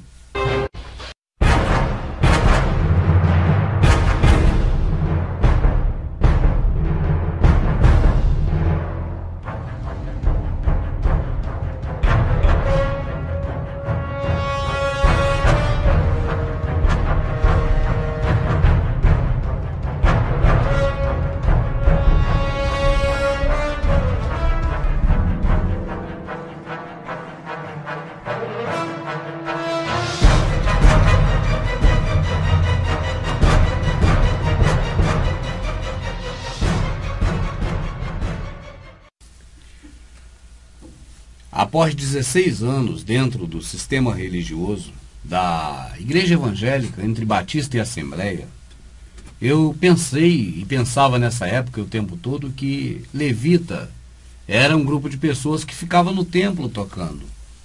Você sabe que muitas pessoas também hoje, neste momento, acreditam que levitas se referem a pessoas que tocam e que cantam. Né, amado? E por Sim. isso minha amadinha está aqui agora para poder falar sobre algo que você deveria saber. E eu, junto com a minha amadinha, procuraremos então debulhar isso melhor. Então, exatamente isso, né? Porque quando a gente lê na Bíblia, né? Na Escritura, a gente vê outro levita, né? A gente não vê levita como cantores, tocadores de instrumento e por aí vai, né? Então, seria interessante falarmos sobre isso. Sobre se levitas eram cantores de igreja, ou de denominação, ou do próprio templo. Do próprio templo. Amadinha, eu fico observando que se a pessoa ficar na Assembleia de Deus, na Presbiteriana, nessas novas que tem aí, neopentecostais, né? Que surgiram aí depois da Nova Vida, esse monte que tem aí, as pessoas podem ficar 10, 20, 30, 40, 50 anos e nunca vai ter uma visão verdadeira das coisas que estão na Escritura. Porque você, quando lê a Escritura, se você lê sozinho, amada, sem um auxílio de uma pregação, ou de um esboço, ou de aquilo que eles fazem para a pessoa depois acompanhar em casa, estudo bíblico, né? Então, sem a presença de um estudo bíblico, um livro de algum pastor, a pessoa acha estranho. Sim. É muito comum você ver pessoas da religião evangélica dizer assim, a Bíblia é muito difícil de entender. Eu não consigo entender bem ali a Bíblia. É claro que você não consegue entender. Ali você vê uma coisa, o que você aprende é outra. Vai procurar levitas tocando na Bíblia, cadê? Então, amada, tem coisas que são óbvias demais para o sistema religioso. Sim. Tipo que levita canta, levita toca. Mas se você for procurar esse modelo na Escritura, você não acha. Sim. É tipo isso, minha rica. A pessoa diz assim, hoje eu quero parar de ser o que eu era antes. Eu quero me converter ao Evangelho. Eu vou ser evangélico a partir de agora. E procura uma igreja, vai lá, levanta a mão, aceita Jesus. A partir daí, essa pessoa pensa que vai estar fazendo algo que está de acordo com o que está na Bíblia. Certo. Só que se ela for procurar na Bíblia esse próprio ato de levantar a mão, não existe. Ela não vai achar. Não vai achar. Não existe. Aí eu pergunto a você, se você tem que levantar a mão para aceitar Jesus, e isso é comum, todo mundo sabe, isso é notório, eu digo, isso está na Escritura? Você deveria saber que não está. Se você não sabe, procure.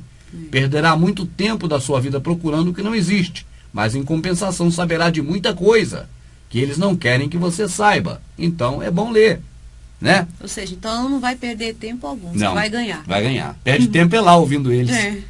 Agora, se não está na Escritura, amado, e tenha certeza, não está, a pergunta é, de onde tiraram essa ideia? O assunto aqui, amada, não é levantar as mãos, é levitas. Mas eu não posso deixar passar e não falar sobre esse criacionismo. Você vê, o protestante aprende que deve acreditar no criacionismo do Criador. Sim. Mas eles acreditam no criacionismo dos homens protestantes que criaram. Verdade. Esse ato, por exemplo, quem criou esse ato de levantar a mão? Billy Graham. Billy Graham. Amada, se esse ato de levantar a mão foi criado por Billy Graham, e foi, a pergunta é, esse ato é muito velho ou é novíssimo? Novo. Porque o próprio Billy Graham, hoje, novembro de 2013, novembro de 2012, ainda não morreu. Tá certo? E ele não criou quando ele nasceu, ele criou, ele já era velho, já era grande. Então é um ato novíssimo. Certo. Antes dele, não havia essa prática de levantar a mão para Jesus, tem que levantar a mão, não existia. Então, o que está aí hoje, você deveria saber, meu amado, que é evangélico. O que está aí hoje que você tem feito, 99,9% dele não existe.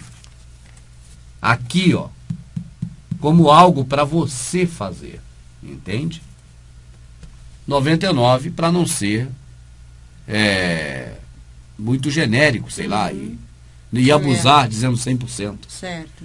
Mas talvez passe de 99 e chegue a algumas vírgulas à frente. Certo. Entende, amada? E é isso que nós temos mostrado. Então, quando a pessoa decide e fala, olha, eu vou aceitar Jesus numa igreja, eu vou ser evangélico, ela espera, amada, que vai encontrar na Bíblia, ela não está consciente disso, mas o subconsciente dela está dizendo isso, que ela vai encontrar aqui as coisas certinhas que encaixem com o que ela faz lá. Sim. Entende? Tipo assim, se eu tenho que vir ao culto é porque a Bíblia está mandando eu ir no culto. Se eu tenho que prestar culto a Deus, esse culto litúrgico, é porque a Bíblia está mandando eu prestar esse culto. Se Deus se agrada que eu venha na casa dele, é porque está na Bíblia escrito que ele se agrada para mim na casa dele. Sim. Se eu tenho que cantar para ele, é porque ele se agrada quando eu canto para ele, igual um retardado. E se eu venho na casa dele, eu tenho que dar dinheiro para ele, porque ele precisa do meu dinheiro para a obra dele seguir. E pensa que tudo isso tem aqui. Se você não sabe, amado, deixe-me te dizer. Você deveria saber que nada, N-A-D-A, nada disso, está escrito aqui, ó, para você fazer. Assim, amada, vamos voltar ao levita. Ao levita. Logo que a pessoa vai para o templo religioso, aceita Jesus, ou seja, passa a ser membro de uma denominação evangélica, passa a fazer parte de um grupo religioso, ela ouve o pastor dizer, é oportunidade agora para os levitas louvar ao Senhor. Vamos lá, todo mundo. Os levitas começam a cantar e tocar. Entende? Aí passa uma semana, na outra semana ele ouve a mesma coisa. Passa um ano, passa 1000 anos, até ele morrer, velho, careca, banguelo lá dentro, todo tortinho, ainda está ouvindo que aquilo é levita. É verdade.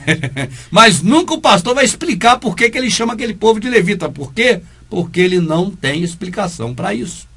Bom, se não tem explicação, então eu vou fazer uma pergunta, não sei nem se você vai ter a resposta, Rubens. Talvez não tenha nem explicação também. Quanto mais resposta. Assim, então, por que eles associaram? Porque eu não digo os membros. Eu digo os que sabem, né? Eles sabem da verdade, sabem que os levitas da escritura, né? Não tem nada a ver com esses levitas de hoje, não é verdade? Com esse que o pessoal fala que é levita da casa do Senhor. Ainda fala que é da casa do Senhor. Que é da casa do Senhor.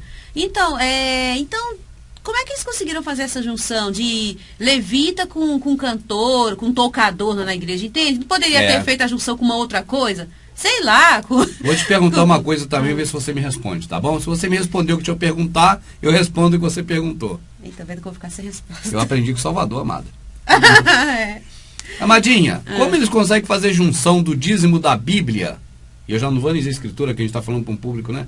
Mais ligado ao sistema religioso. Como eles vão fazer junção do dízimo de comida com o dízimo de dinheiro de hoje? Eu sei a resposta. Então também sei a outra. Já me complicou, mas vai lá, fala. Mentindo? Mentindo. Mentindo. E a minha resposta é qual? A mesma. Mentindo. No lugar onde não há verdade é o quê? A mentira. Mentira. Então o que eles mais vão falar é mentira. É mentira, verdade. Então, minha rica, esses camaradas, eles querem falar muito e explicar nada. Explicar nada. Não. A escola dominical não é para explicar, é para condicionar. Sim. Tanto que eu descobri do dízimo na época da escola dominical. Porque o aluno, no final dessa aula, deverá ser levado a crer, a pensar assim, assim, assado. Que é isso? Então o Espírito Santo não faz mais nada. Verdade. Não, nesses lugares ele nunca fez. Eu que estava equivocado. Né? Então, minha rica, eu creio também que o pessoal deveria saber que o Espírito Santo não faz rebolar. É bom anotar depois, viu? Sim, mas são muitas coisas. São muitas coisas, amada. É uma árdua tarefa, mas eu gosto. Né? Ainda mais quando o tempo está fresco assim, que a gente consegue fazer bastante, né, amada? Sim. Semear bastante aqui no... Você deveria saber, né?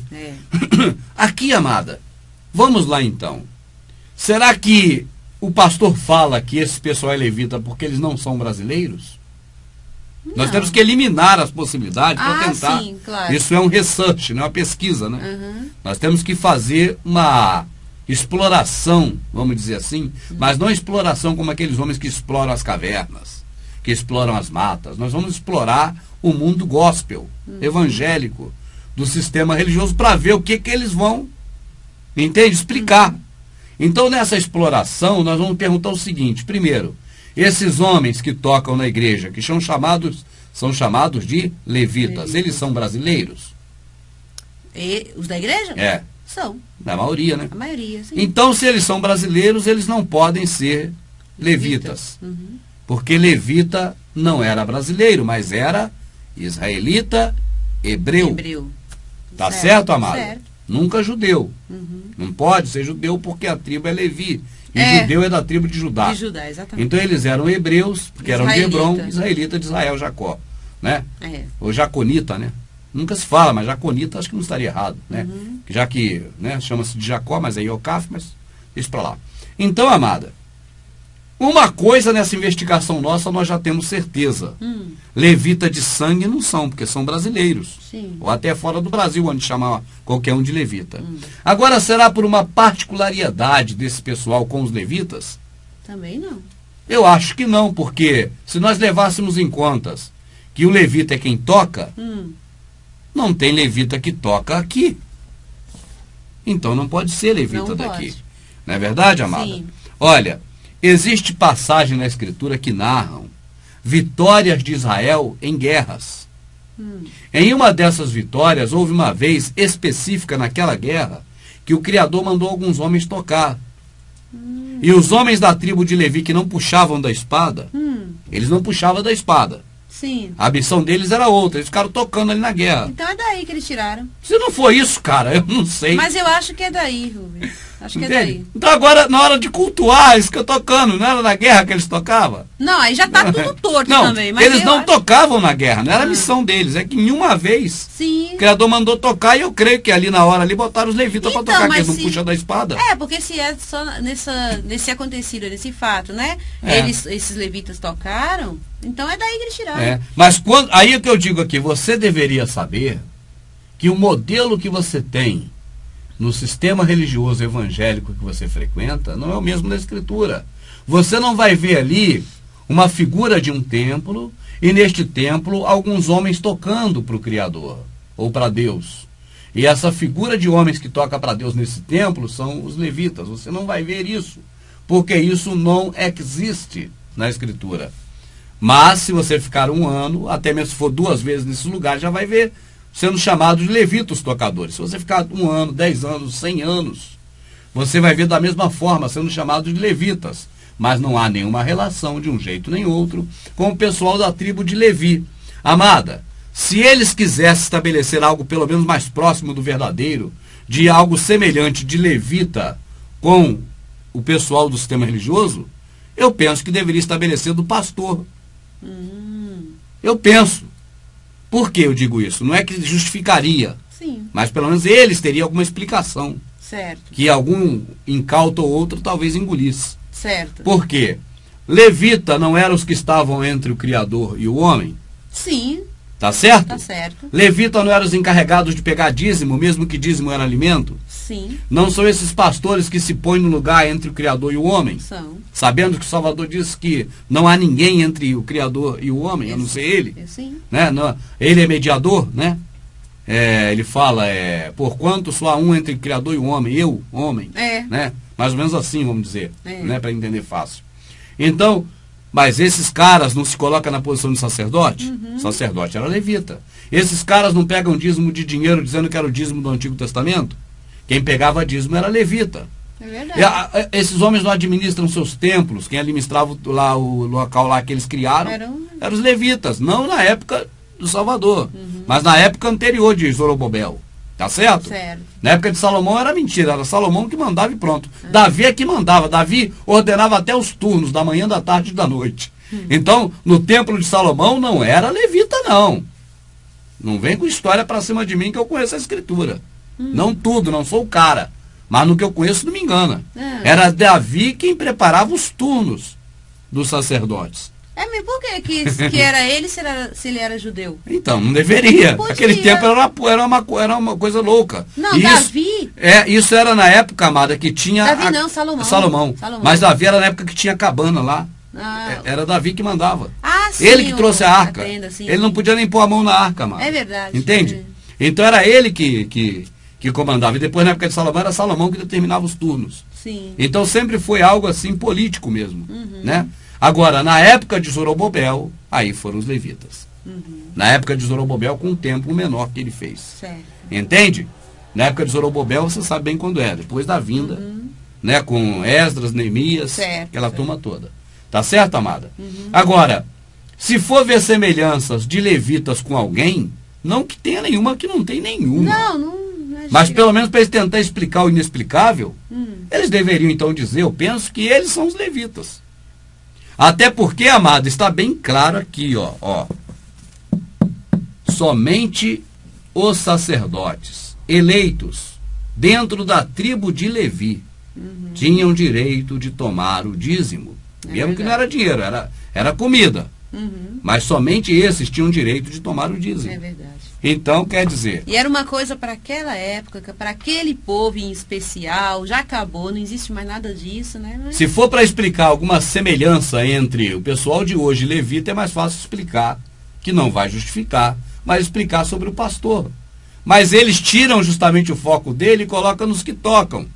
Para que a pessoa viva a vida toda e não questione que eles estão no lugar do levita. Porque se você, membro, é coisa que você deveria saber. Se você for relacionar o seu pastor com o levita e pedir alguma explicação a ele, vai ficar muito complicado.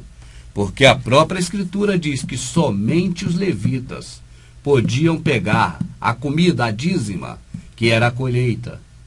E se o seu pastor pega algum dinheiro dizendo que é dízimo, primeiro, não é dinheiro dízimo e nem nunca foi. Você deveria saber disso.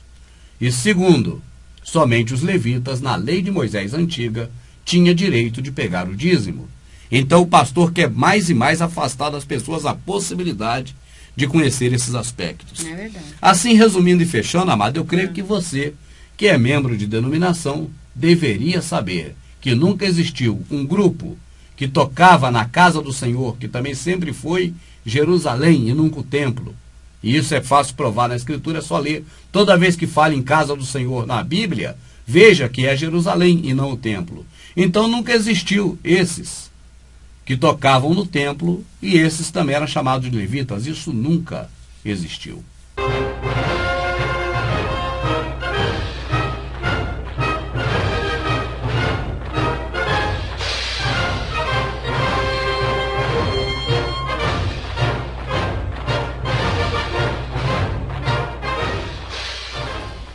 Olha aí, amadinha. Esse lugar aí é onde, amada? É Roma. É Roma, na época do Império Romano, ó. E aí estão os soldados, amadas, voltando da guerra. Certo. Quando eles venciam a guerra, eles atribuíam a vitória a qual deus? A Mitra? A Mitra, olha aí os escravos, né? Que eles Sim. fizeram escravos, os rapazes fizeram escravos, estão levando para Roma, né? E isso era uma vitória do deus Mitra. Então agora eles vão ter que fazer o quê? Uma homenagem a quem pela vitória? Ao Deus dele. Ao Deus deles, a Mitra. Exatamente, amada. Então na hora que você vai fazer uma homenagem divina a uma divindade, a um Deus, você precisa fazer uma liturgia. Sim. E no meio dessa liturgia acontecem alguns tipos de atividades físicas, né? Que as pessoas fazem em função dos deuses. E aí, neste caso de Roma, que nós estamos vendo aí uma réplica, né, através de Hollywood, né, aí fazia-se comilança, que era a partilha. Da comida, partiam-se também os despojos, né, os objetos de roubo, e os soldados dedicavam tudo isso a uma divindade em especial. Era a Mitra. Olha aí o Cristo, né? O Cristo está na cabeça dos soldados, porque na verdade é a crista, né? É a crista. Mas o assunto até aqui, amada, tem sido levitas, não é verdade? Levitas, então é por isso que eu puxei esse vídeo aí, pra gente dar uma observada nele. Agora, olha que crista bonita esse rapaz tem, cara. Acho que o que tem a maior tem mais autoridade. Né? Pode ser isso. Mas eu quero que você observe agora, amada. Olha, logo na sequência aí do filme de Hollywood, ó. Sim. Isso é o quê? Uma dança. É uma dança apenas pela alegria e pela comemoração ou é uma dança religiosa? Religiosa, né? Essa dança religiosa que você está vendo aí, ela te lembra alguma coisa hoje em dia, amada? Ah, lembra. Ela lembra o quê? Lembra o sistema religioso protestante, né? O sistema religioso protestante, então, hoje, amada, eles fazem danças de acordo com o que acontecia dentre o povo escolhido pelo Criador ou o povo pagão romano? O povo pagão. E isso fica claro não só quando nós vemos um filme desse de Hollywood, né? Sim. Mesmo sendo um filme antigo de Hollywood, mas também, amada, ao ver qualquer filme antigo que trata de divindades pagãs. Porque o berço do paganismo foram os impérios antigos, da Babilônia, né, passando por Egito, Grécia, até chegar a Roma. Sim. E quando chega em Roma, nós temos então, né, todo este paganismo, vamos dizer, bastante concentrado e acentuado, porque é uma somatória de culturas antigas herdadas através, entre aspas, das conquistas romanas, né? Assim, amado, eu creio que as pessoas deveriam saber, elas que frequentam a religião protestante, que essas danças que se veem na hora do culto, elas não são algo que partiram, tendo início no período que a Escritura descreve, certo, como o povo de Israel, o povo hebreu, saindo do Egito, indo morar em Canaã, e depois passando toda aquela fase, até o momento de Davi, dos profetas, até o momento da deportação para a Babilônia, até a volta com Esdras, Neemias, e até mesmo o período que compreende o momento que o Salvador veio ao mundo. Desde a época do Israel, vamos dizer, quando Abraão sai do meio da sua parentela, de Ur dos Caldeus, até o momento que o Salvador morre no madeiro, e daí em diante, nós não vemos essa prática de dança para o Criador, amada, em lugar nenhum. Em lugar nenhum. Ele não pediu isso hora nenhuma.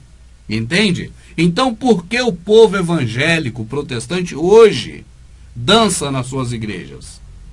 Porque são uma réplica, uma continuidade, uma sequência do paganismo não só romano, mas desde a Babilônia. É que Roma foi o último império, e Roma, nela, dentro de Roma, acentuou-se uma concentração muito maior de paganismo. Sim. Entende? É como se uma pessoa for um peixe pequeno, for comendo outro menor. E agora esse é comido por um maior, e aí por outro maior. Então a energia do peixe pequeno vai se concentrando no maior, tanto que ele vai ficando cada vez maior. Então o Império Romano ficou maior, porque foi concentrado nele todas as riquezas do império anteriores, e junto com as riquezas também os paganismos. Sim. Então, só para poder que a pessoa entenda bem, o que você deveria saber, você que é evangélico, que quando você vê essas meninas que estão fazendo a coreografia no grupo de dança, né, no grupo de coreografia da igreja, essas meninas, elas não estão representando nada advindo da Escritura, referente às coisas do Criador.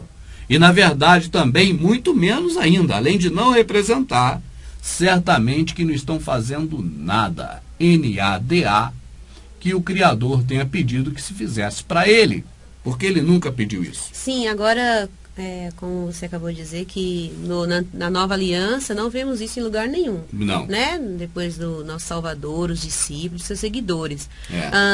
Porém, eu acho que o protestante hoje, para eles encontrarem respaldo e até para fugir, para não dizer que isso aí que a gente acabou de ver no filme é paganismo romano, né, grego e tudo mais, eles vão na Escritura, no Antigo Testamento, né, que o povo faziam, dançavam, faziam essas coisas e dizia que era para o Criador.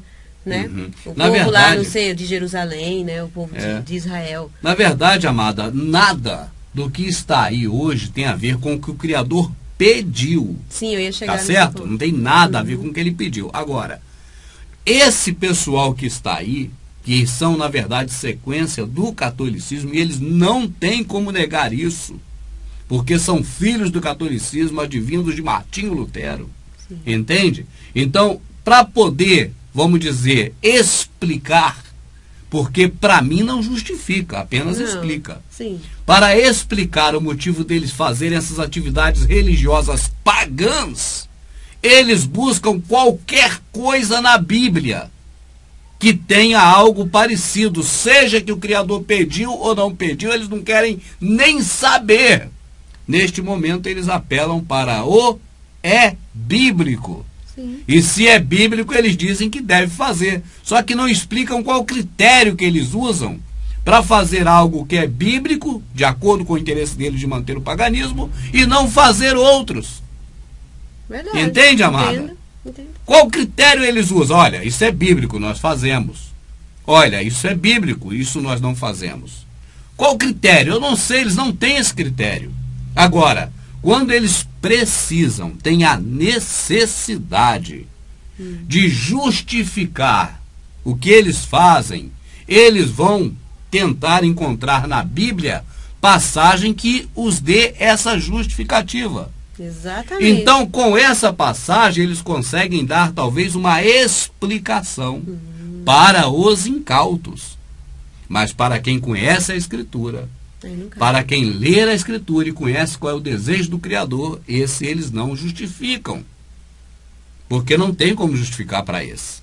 Para você ter uma ideia, amada, nós falávamos no vídeo passado que eles vão procurar na Escritura algum lugar para dizer que os levitas tocam e cantam. E não vão encontrar em lugar nenhum essa passagem que o Criador manda ou pede que toquem. Porque ele não manda. Não manda e nem pede. Exatamente. Agora, as pessoas faziam essas práticas? Faziam. Agora eu pergunto a você, amada, quem foi o estopim, o pontapé inicial? Quem foi que iniciou isso? Esse negócio de cantar para Deus? Davi. Tá certo, amada? Era o próprio Davi, segundo o que está em Neemias, eu queria que você lesse um trecho. Sim. O próprio Davi com seu filho Salomão era quem instituía o grupo de pessoas. Você vai cantar, você vai tocar, você... Porque primeiro começou com ele. Entende? Davi, nós já falamos isso repetidamente. Era um cara que fazia um monte de lambanças, mas depois, para tentar consertar, não sei como que ele via as coisas, ele cantava para Deus e achava que estava pronto. Né? Então depois isso virou não mais uma coisa dele próprio apenas fazer, mas ele tipo mandava as pessoas fazerem. Então Davi era o comandante, né? Porque ele era político. Davi era um sacerdote? Não.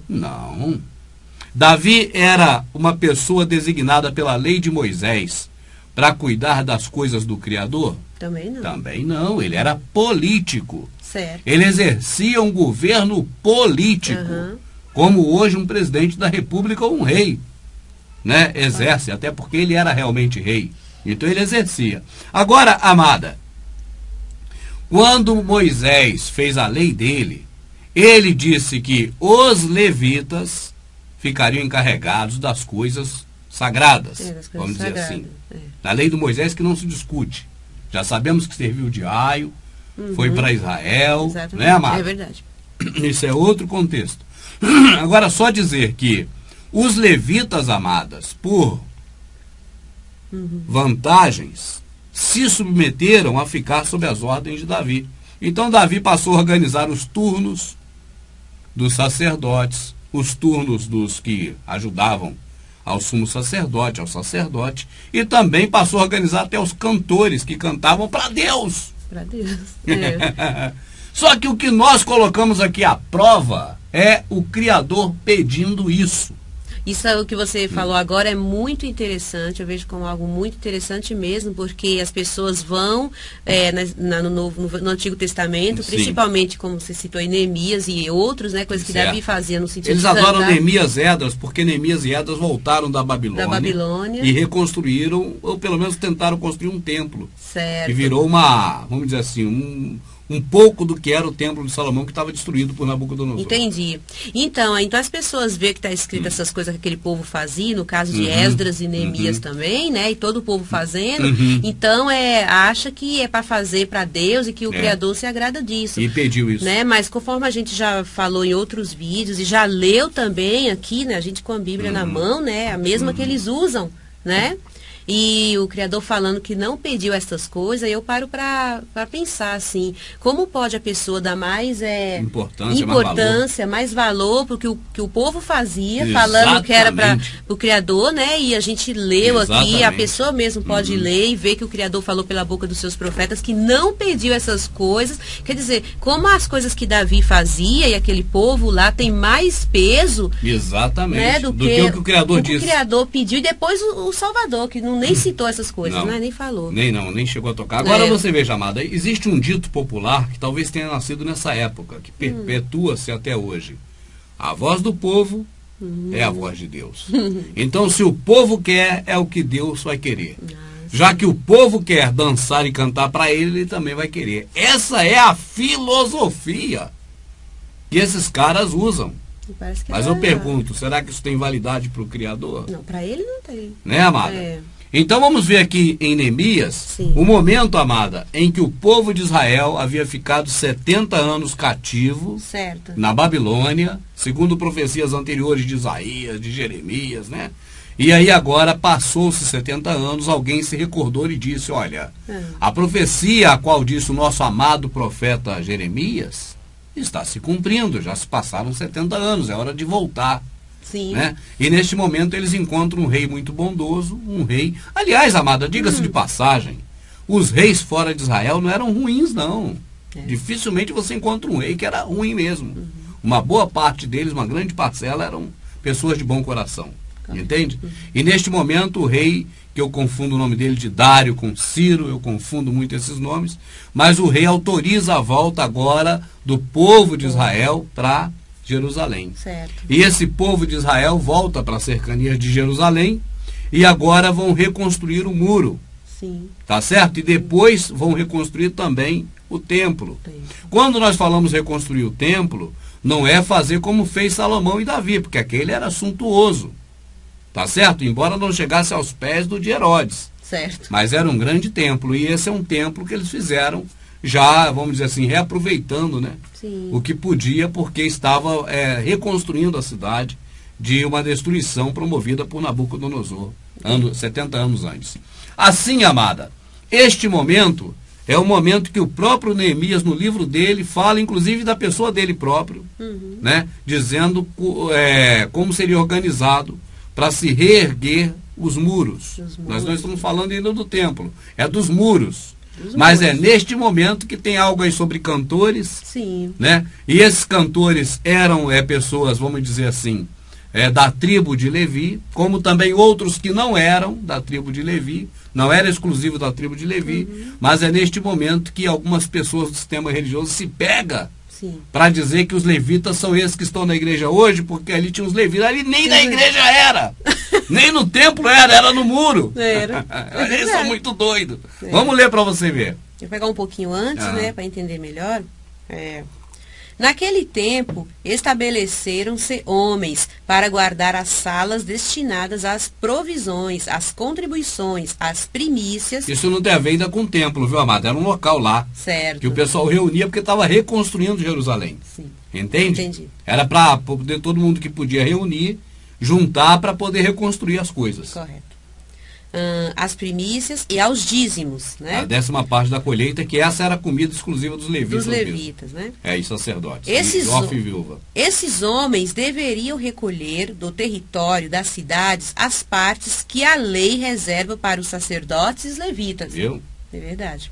Né? Porque eles não tinham possessão, né? Eles não tinham terra, eles viviam cada um na terra de um. Certo.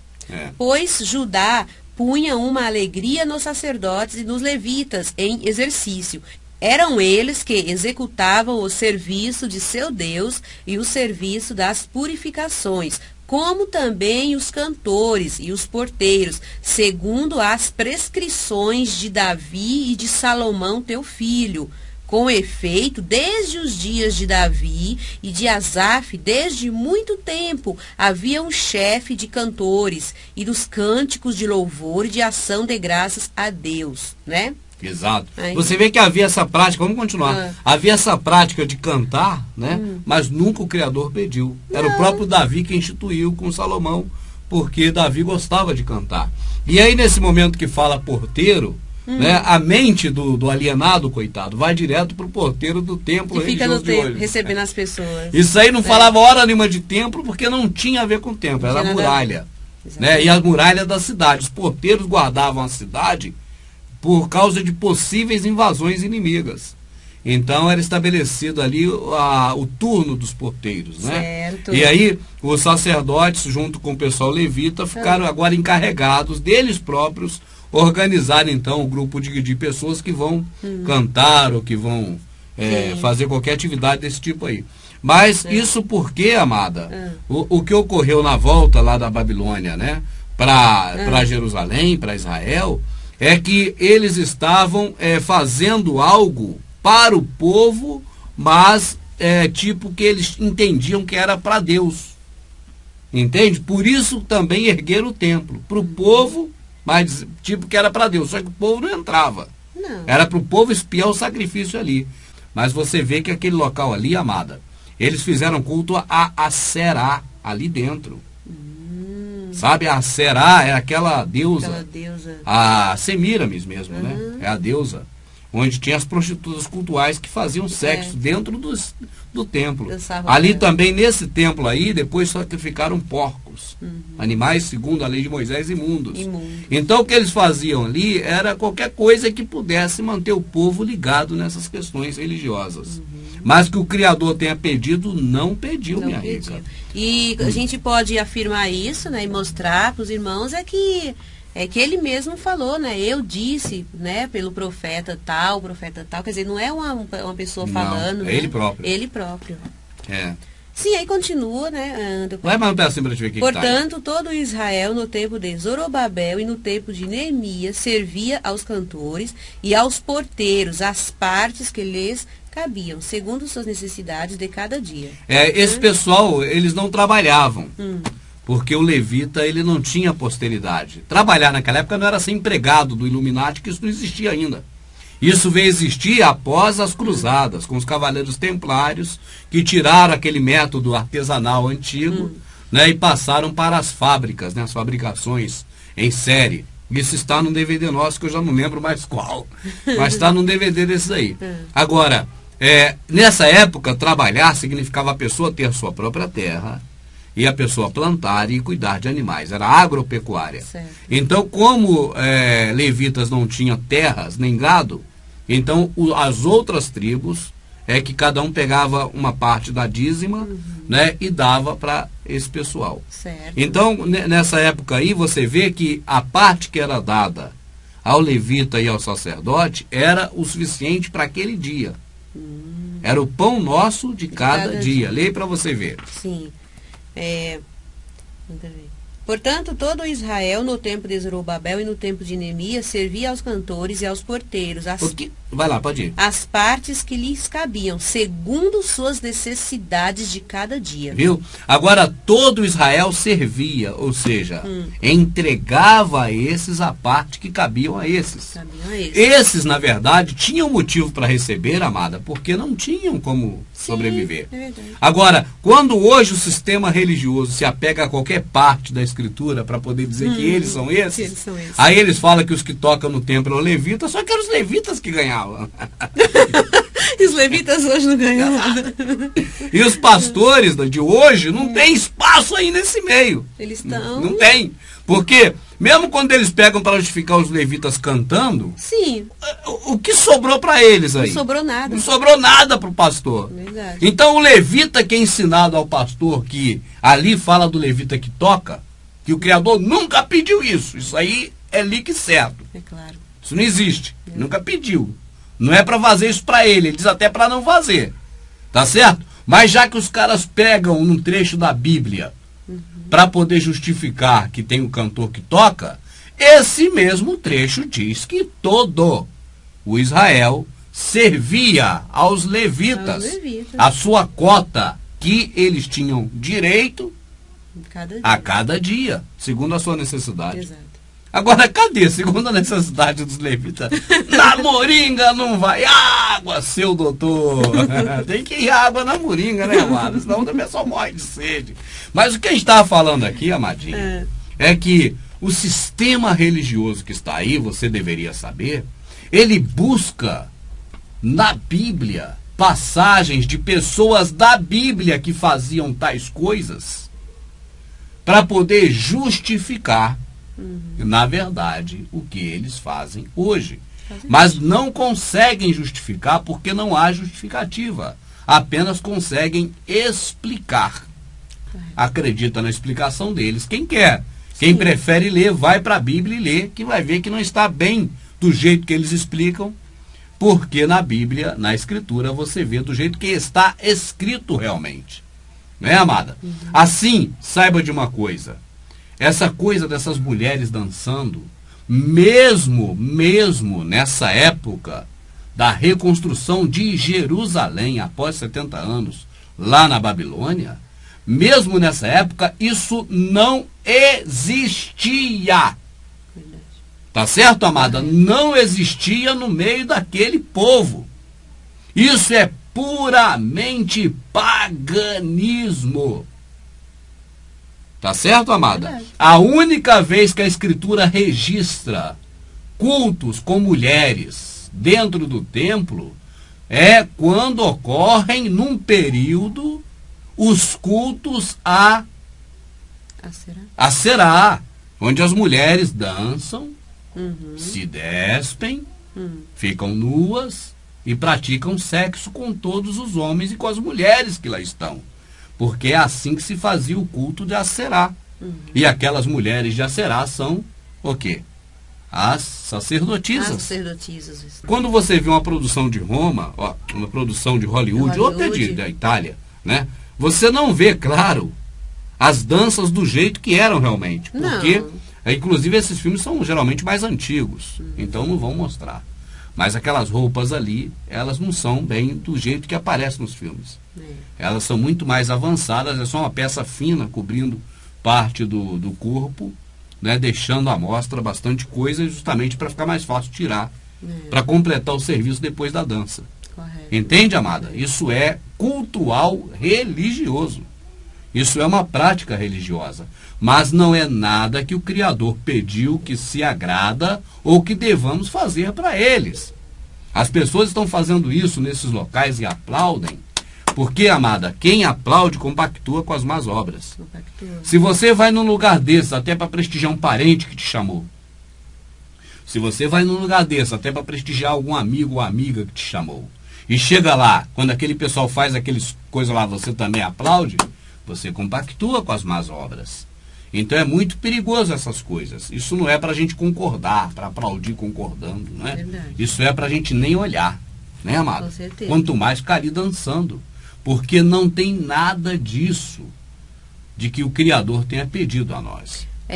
Só para finalizar, Rússia, eu até acredito que as pessoas que aplaudem, que acham que está correto, que vão buscar no Antigo Testamento, principalmente que no Novo não tem. Não tem nada. Só vai achar no Velho coisas práticas estranhas assim. Estranhas, né? Que eles herdaram da Babilônia, lá do cativo onde eles estiveram. Enfim, quando eles buscam essas coisas no Antigo Testamento, sim, eles vão buscar isso lá porque não encontram no Novo. Não, isso é verdade, não encontram no Novo. Eles não têm, eles têm que buscar em algum lugar porque eles têm que, vamos dizer assim, explicar para as pessoas por que fazem isso. Então, quando alguém questiona alguma coisa, é bíblico. Aí eles vão na velha aliança porque tem prática disso. Agora você veja muito bem, amada, que essa questão toda de liturgias de dança para o Criador, eu penso que quando esse pessoal veio da Babilônia, eles vieram com muita sede nisso, porque lá é o que mais tinha. Era dançar para os inúmeros deuses da confusão. Porque esses deuses, chamados deuses mitológicos, né, vêm de lá, né? Babilônia, Grécia, Roma. Né? Então você veja que quando eles saem da Babilônia, eles saem carregados de paganismo.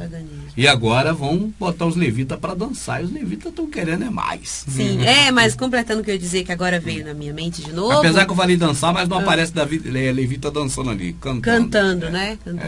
Então eu até acredito que as pessoas que fazem isso e buscam aqui no Velho Testamento é porque foi ensinado assim para elas, né? É verdade. E a partir do que a pessoa ainda não está assim, enxergando, né? Tá cega sobre essas questões, vai procurar e ver, tá e aqui acha mesmo. Realmente fulano dançou, aquele povo dançou, Davi dançou, Salomão dançou, Miriam, Ana, todo mundo dançou.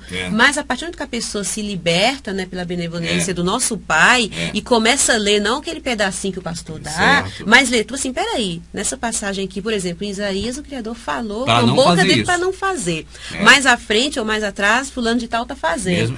Agora deixa eu ler um pouquinho mais atrás para ver se o mesmo Criador pediu. Quando vai ver, não encontra o Criador pedindo. Não. Né? Aí a pessoa que tá desperta consegue consegue ver que são práticas das pessoas, né? E ver que aquilo que ela leu, que o Criador não pediu, que está lá nos profetas dele, é verdadeiro. Exatamente. Isso, a ficha só cai e a escama só sai dos olhos quando a pessoa se descontamina. Se descontamina. Aí ela fala assim, peraí, cabe a mim melhor obedecer ao homem ou obedecer ao Criador? Exato. Aí ela vai, não, é bíblico, não, seu pastor. Eu sei que é bíblico, mas eu não estou mais nessa fase. Exatamente. Não é porque é bíblico que eu vou fazer ou deixar de fazer. Eu vou fazer o que o meu Criador pediu para fazer. E isso o Criador do céu e da terra, o que fez minha mãe me conceber, não pediu. Exatamente. Então eu não faço. Sim. Eu creio que é isso aí, amada. Sabe por quê, amada? O pastor, ele trabalha ardilosamente. Ardilosamente. Então, quando ele, para a pessoa, é um homem de Deus, quando ele é ungido, é alguém que Deus colocou na terra para poder servir de guia para essa pessoa, quando a pessoa tem toda essa visão e muito mais do seu pastor, tá certo, amada? A pessoa confia ao extremo. Então, quando ele diz, está na Bíblia, a pessoa lê, está na Bíblia. Por quê? Porque os povos faziam. Mas quem pediu? Quem pediu? E até hoje, outros povos aí de outras culturas fazem, até hoje, né? Então, quando esse povo do Criador, vamos dizer, hebreus, faziam essas práticas, é porque eles viam outros fazendo. Tá certo, amada? Eles não viram o Criador pedindo, mas via outros povos fazendo para outros deuses. Então dançava-se para Baal, dançava-se para Diana, para Será, dançava-se para todo mundo. E esse povo dizia, nós temos que dançar também para Deus, que no caso é o Criador, né? Que ficou blasfemado para Deus. Você veja também, amada, que aqueles povos antigos tinham templos para os seus deuses. E esse povo de Israel falou, não, nós queremos também dar um templo para o nosso Deus, foi através de Davi que foi dito isso. Aí, amada, você vê também que aos povos ao redor sacrificavam, cada um ao seu Deus, e eles diziam, nós queremos também sacrificar o nosso Deus. Se eles sacrificam um Deus que não existe, por que não podemos nós sacrificar ao que existe? Eles praticamente copiaram tudo, né? Aí os outros povos tinham reis. E é que eles falaram para Samuel? Que eles também queriam. Samuel, dai-nos um rei.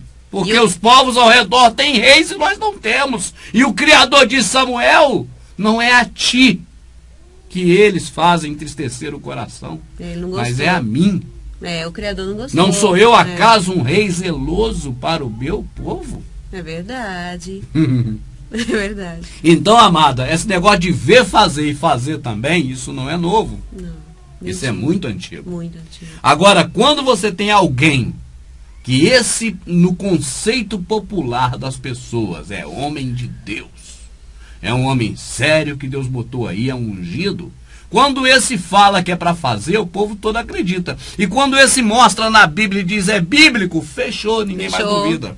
É por isso, amada, que esses dias estava eu indo pegar a minha amadinha, e eu sempre gosto de rodar as estações do rádio, é um costume que todo radialista tem. Pode ver você que é radialista. Todo radialista não consegue ficar parado, ele fica rodando o rádio. Ele morre com esse vício. E eu rodava o rádio e ouvi uma música rancheira. Uma canção rancheira daquelas tipo de viola. Certo. Tipo moda de viola. E aí eu parei para ver e era a história de um camarada que fez pacto com o diabo à meia-noite, porque tinha ficado pobre, antes era rico, e agora à meia-noite fez o pacto, ficou rico de novo, mas em um ano houve uma doença e ele morreu, e na hora do enterro explodiu o corpo, e o demônio falou, eu vim buscar o que é meu, e a música acabou, e entrou um pastor falando, porque para mim era um pastor. Com aquela voz de pastor que eu não sei imitar, mas falando, você que está com problema no amor. É normal, tudo que se fala é normal. Você que está com a vida financeira arrasada, a sua empresa tendo mal, vai lá na minha... Aí ele vai no meu congá. Vai no meu congá, que eu tenho lá 16 orixás, e eu vou vestir a capa preta do Exu da capa preta e vou resolver teu problema. Nossa. Rapaz, quando falou aquilo, eu falei, que é isso, cara? Aí daqui a pouco vem outro dar testemunho. Não, porque eu estava ruim e fiquei bom, porque minha vida toda melhorou depois que eu fui no teu congá, lá constar com 16 orixás. Mas, amada, o fundo e o homem falando, o pastor falando, o pai de santo, igualzinho não pastor. Não tem quem diz que é candomblé, é umbanda, né? Que é candomblé. Ele ainda escolhe, às vezes, aquelas músicas pro fundo, que são músicas que parecem com hino gospel. Parece, pelo som da voz das mulheres, parece que está cantando louvor, mas não é. Mas aí, amada, Faz aquilo ali. Agora, tem um detalhe. Você veio ouvindo... Ah, não, aquele dia o rádio você não veio ouvindo, mas você já ouviu comigo. Ouvi, que nós ouvimos depois que eu te mostrei. Sim. Alguma hora ele fala que é em nome de Deus? Não. E foi uma das coisas que eu falei pra você, assim, peraí, Rubens, vou prestar atenção pra ver se essas coisas, ele fala que é em nome de Deus ou de Jesus. Em momento algum ele citou Deus e Jesus. Ele falou que ele vai resolver, que os orixás, né? As 7 não sei das quantas, das pedras, né? Mas não tocou. Pelo menos nas 2 vezes que eu ouvi, né? Não a falou programação. Que é nome de Deus. Não aí, amada, perante isso, você comentou comigo, não foi eu que comentei contigo. Sim. Você falou, e agora? Ele fica numa situação tão triste, né? Que tem lembro. que admitir que é menos nojento. É menos nojento, do que o protestantismo. Por quê? Porque o pai de santo está ali falando, chamando o pessoal para consultar lá com Exu. Exu é demônio, é o capeta. Eles mesmos, os macumbeiros espírita, eles falam que Exu é o capeta. Tá certo? Então, mas ele está ali, amada, chamando a pessoa para se consultar com o capeta. Rapaz, o Criador do céu e da terra deu livre-arbítrio. Vai quem quer. Exatamente. Quem não quer, não vai. Para mim, esse homem hoje está sendo mais justo com as pessoas do que um safado, um pilantra desse, que se esconde atrás de um terno, de um paletó e de uma gravata. Porque esse diz que é homem de Deus, diz que está fazendo as coisas em nome de Deus. E faz as Engana mesmas, todo mundo, mas as práticas são as mesmas. Enquanto é o Espírito Santo, é Jesus e é Deus de um lado, do outro é 16 orixás e o capa preta. E o capa preta. E outros nomes lá que eles dão, né? Mas eles não falou, realmente não falou Jesus e nem Deus, não. Eu não vi aquele pastor, aquele pai de santo, que eu não estou dizendo que ele está certo, e nem dizendo que está errado, o problema é de cada um. Tá certo, amado? Enganando os outros, para mim ele não tá. Porque se ele tá num programa de rádio dizendo, vem constar com o Exu, tá certo? Que é o diabo, e a pessoa vai, é um problema da pessoa, ela tem livre-arbítrio. E outra coisa, vamos dizer, pregação dele, que eu não sei o nome que eles usam, né? Não é pregação, acho que é fala mesmo. Aquela fala dele, em nenhum momento ele também usou Bíblia. Não. Né? Eles não abriram o orixá lá, o pai de santo, que falou o pai de santo fulano de tal, não abriu a Bíblia, vamos ler aqui em tal lugar. Não. Eles não fizeram isso também. Ele não usou o nome do Criador, ou nem a pessoa do Criador, para dizer que fala em nome do Criador. E nem te enganou ninguém dizendo assim, você está sendo vindo, eu estou te chamando para o encontro com Jesus ou com o Criador. Não. Ele falou que é o Exu da capa preta. Vai quem quer. Eu penso que uma pessoa dessa é menos perigosa do que um pastor. Sim. Que fala que é homem de Deus. E aí, é todos. Isso não existe. Um homem perante outro. Esse aí diz que é pai de santo também. Eu vou dizer que está certo. Só um, na questão espiritual, é pai. É pai. Tá certo? Mas esse, o pai de santo, não está falando que ele é ungido de Deus. Não está usando a Bíblia para dizer que é a palavra de Deus, para dizer que tem a ver com Deus, nem está mostrando as coisas dos outros da Bíblia para poder enganar. Então, infelizmente, eu chego ao ponto de ter que admitir, é muito mais nojento o sistema religioso protestante do que um trabalho de macumba que esse homem faz no rádio. Porque eles incutem na cabeça que o protestantismo é o caminho de Deus, até mesmo porque as pessoas que às vezes estão na Umbanda, na macumba, quando sai de lá ou de outras religiões, pensam em ir para a igreja evangélica, porque é o caminho de Deus. Exatamente. Cai na malha deles, é uma teia de aranha que eles armam. Bem feito. Então, bem feitinha, é uma teia de aranha bem grudenta, bem fechadinha. Entrou, difícil sair. E quando vai sair, tem teia sobre teia, né? Acaba caindo numa CCB, numa Testemunha de Jeová, numa coisa aí pior ainda. E a pessoa que sai, eu acho que tem que agradecer ao Pai todos os dias. É verdade, amada. É terrível. Às vezes eu penso comigo, falei isso porque eu pensei comigo, né? A gente tem que agradecer, porque poderia estar, né, ainda servindo outros deuses, fazendo o que é contrário a ele. Né? Mas como muitos irmãos têm falado com a gente, assim, até com você, que serve como aprendizado, né? Para ver o que não deve fazer, o que não presta. Né? É isso aí, meu amado. A gente chega aqui, a gente abre o coração e fala aquilo que está no coração, o que sente, o que conhece um pouco, que o Criador deu a conhecer através da Escritura, não é verdade? Então, que tenha sido de